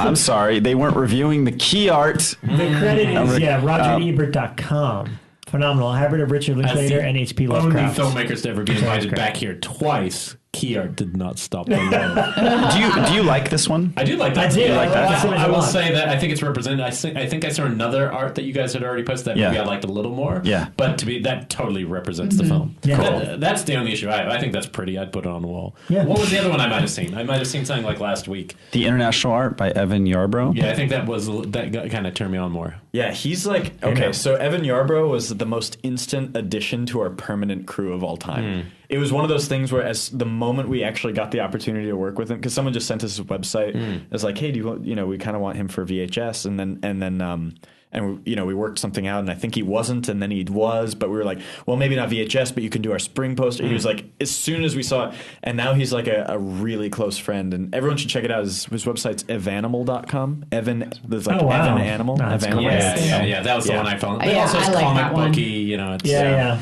I actually think this maybe sells your movie better as a movie, but I like that art more. Yeah, cool. it's really They're cool. both great. They're both really good. Thank you. But we didn't talk about obviously your VHS thing, but I'm going to give you 10 seconds, complete carte blanche to talk shit about Brad Miska. No, actually, we don't. Well, we don't really need to. Okay, well, that's it. Todd Lincoln, he had something. You guys lost a chance. I play fantasy basketball with Brad, so I'm actually a Miska fan, but I'm just like fucking with I want Brad to come on the show. Yeah, Brad is why coming hasn't on the Brad show. been on the show But yet? but Brad, no, because the Todd Lincoln being left off thing was interesting. But Brad, like behind the scenes, like when you talk to him, where he's the most honest guy I've ever talked. He'll say anything, but he said, he really said that is a great short. Like he loved the Todd Lincoln one. He said it does not fit in with the others. Yeah. And that's why I edited it out. That's the only reason I really respected Are that. you sure you're allowed to say all this? No, I think that part is. I mean, because it's on the DVD. Otherwise, because I think there's so many rumors saying it's shit, and that guy is going to be embarrassed. And It's not shit at all. No, you got to see it. It's I've got fucking to see awesome. it. I want to see it too. Yeah. Yeah. No, Todd's like it's awesome. That's what I've exactly heard. It just doesn't fit the other. You haven't ones. seen it yet? No, I haven't seen it because I saw it on demand. I didn't see it. You can't see it unless you get the DVD. Yeah. Oh, that's right. Yeah. Check it out for sure. But with that was a good experience in general. Yeah. Yeah, we'd do it again. Yeah, but VHS was really fun. It was the hardest film we've ever made by far. I mean, Right. the budget's not big, Resources, so the yeah. pre-production was impossible. Production was hot and challenging, and truly like one of the craziest, most exhausting shoots we've ever been on. Post-production was rough and a lot of turnaround with notes and stuff like that, and that was kind of drove us insane. It was the only project we didn't have Final Cut on. Yeah, So we're that drove us spoiled. We're not nuts. used to that. Yeah. Who had Final Cut? The Collective. They did, yeah. The Collective or Yeah. Brad? So Brad's not the Collective. No, Brad's the one. Collective. Yeah. The Collective. Yeah, The I mean, Collective is and literally the- like 4 people, or not more than 4 people. It's like the Collective. It is a collective. Yeah, of they're the 4 people who are in Starry Eyes running the cult Yes. of Starry Eyes. So Yeah. there's crossovers. Yeah, We are like our Lord. it's like a shared universe. It's a shared- I like that idea. Thanks Thanks for coming on. Yeah, Great so movie. much, guys. Thank you for having us check out 2 times. Spring, and we will see And you guys next week, week. these guys will be back next week. From now on, this is just our thing. Can I very quickly make a prediction of the next filmmaker who's going to be the second filmmaker who gets to come on here 2 times? Okay. I think it's gonna be Jeremy Gardner. I was gonna say Jeremy Gardner. Well, Jeremy can come on anytime. Like he doesn't need a Anytime. movie, but Yeah. because he lives so far away. You shouldn't tell him that because he'll start sleeping in this room. Yeah, Jeremy, anytime, man. We love you. Get over here and hang with us. Yeah. for I the think show. the second will be Scowl. Well, he's got a little Yeah, something it's going on. probably going to be Scowl. Yeah, But we'll I would see. guess Who's Scowl. Scowl? David He Scowl. wrote Leatherface and The Crow. Crow. Oh, kick ass! Yeah, I feel he's- bad that I didn't know that. He would make if we were going to have a fourth, besides AJ, if we are going to have a fourth member of the actual show, It would he's be Yeah, Scowl. he kind of came in and rocked it, he's Yeah. just smart as hell. and he'd like to come back. So I think Great we're going to make that character. happen. Yeah, we So you're like saying him. we didn't rock it and we are not smart as hell? You're too No, many people. I mean, you did, you know? but you're 2 more than him. Wow, Yes. we should end this on a down note. Thanks, guys. And we love everyone. Yeah, but if you guys can see it spring theatrically, you should because Yeah, please do. I broke tradition. I kept complaining to Rob. It took me to the last moment to watch He it. didn't want to watch it because he didn't want to watch I it on really my did not screen. want to watch it on something small. The screen cool. I think He kept pissed bugging me off. like, "Can you hook it up to your TV so we Man, can I watch love it watching big?" movies because I was looking forward to this movie for real. Yeah, even yeah, if you, yeah. even And I if I get didn't that. know it was you guys, I I was hooked thinking mine up about to my it. TV. Well, Yeah. The resolution wasn't good enough Guys, to be on the TV. Chromecast. I And yes, totally it was. hooked The mine up. screener you got is HD. I No. totally. It looked. No, To what it we was. had. It really wasn't. From It was- Drafthouse? No, No. it was always catching up. I'm gonna go get him. but it doesn't matter. I mean, the material. I don't know what they're talking about, guys. exceeded. I had no catching up. I hooked it up to my TV and like my big TV in the living room, and I watched it. There was no Hey, lag James time. Shapiro, you listening? It was hey, great. James Shapiro. Remember Rambo 2? I'm going to get you. And on that note, have a great night. All right, so everybody.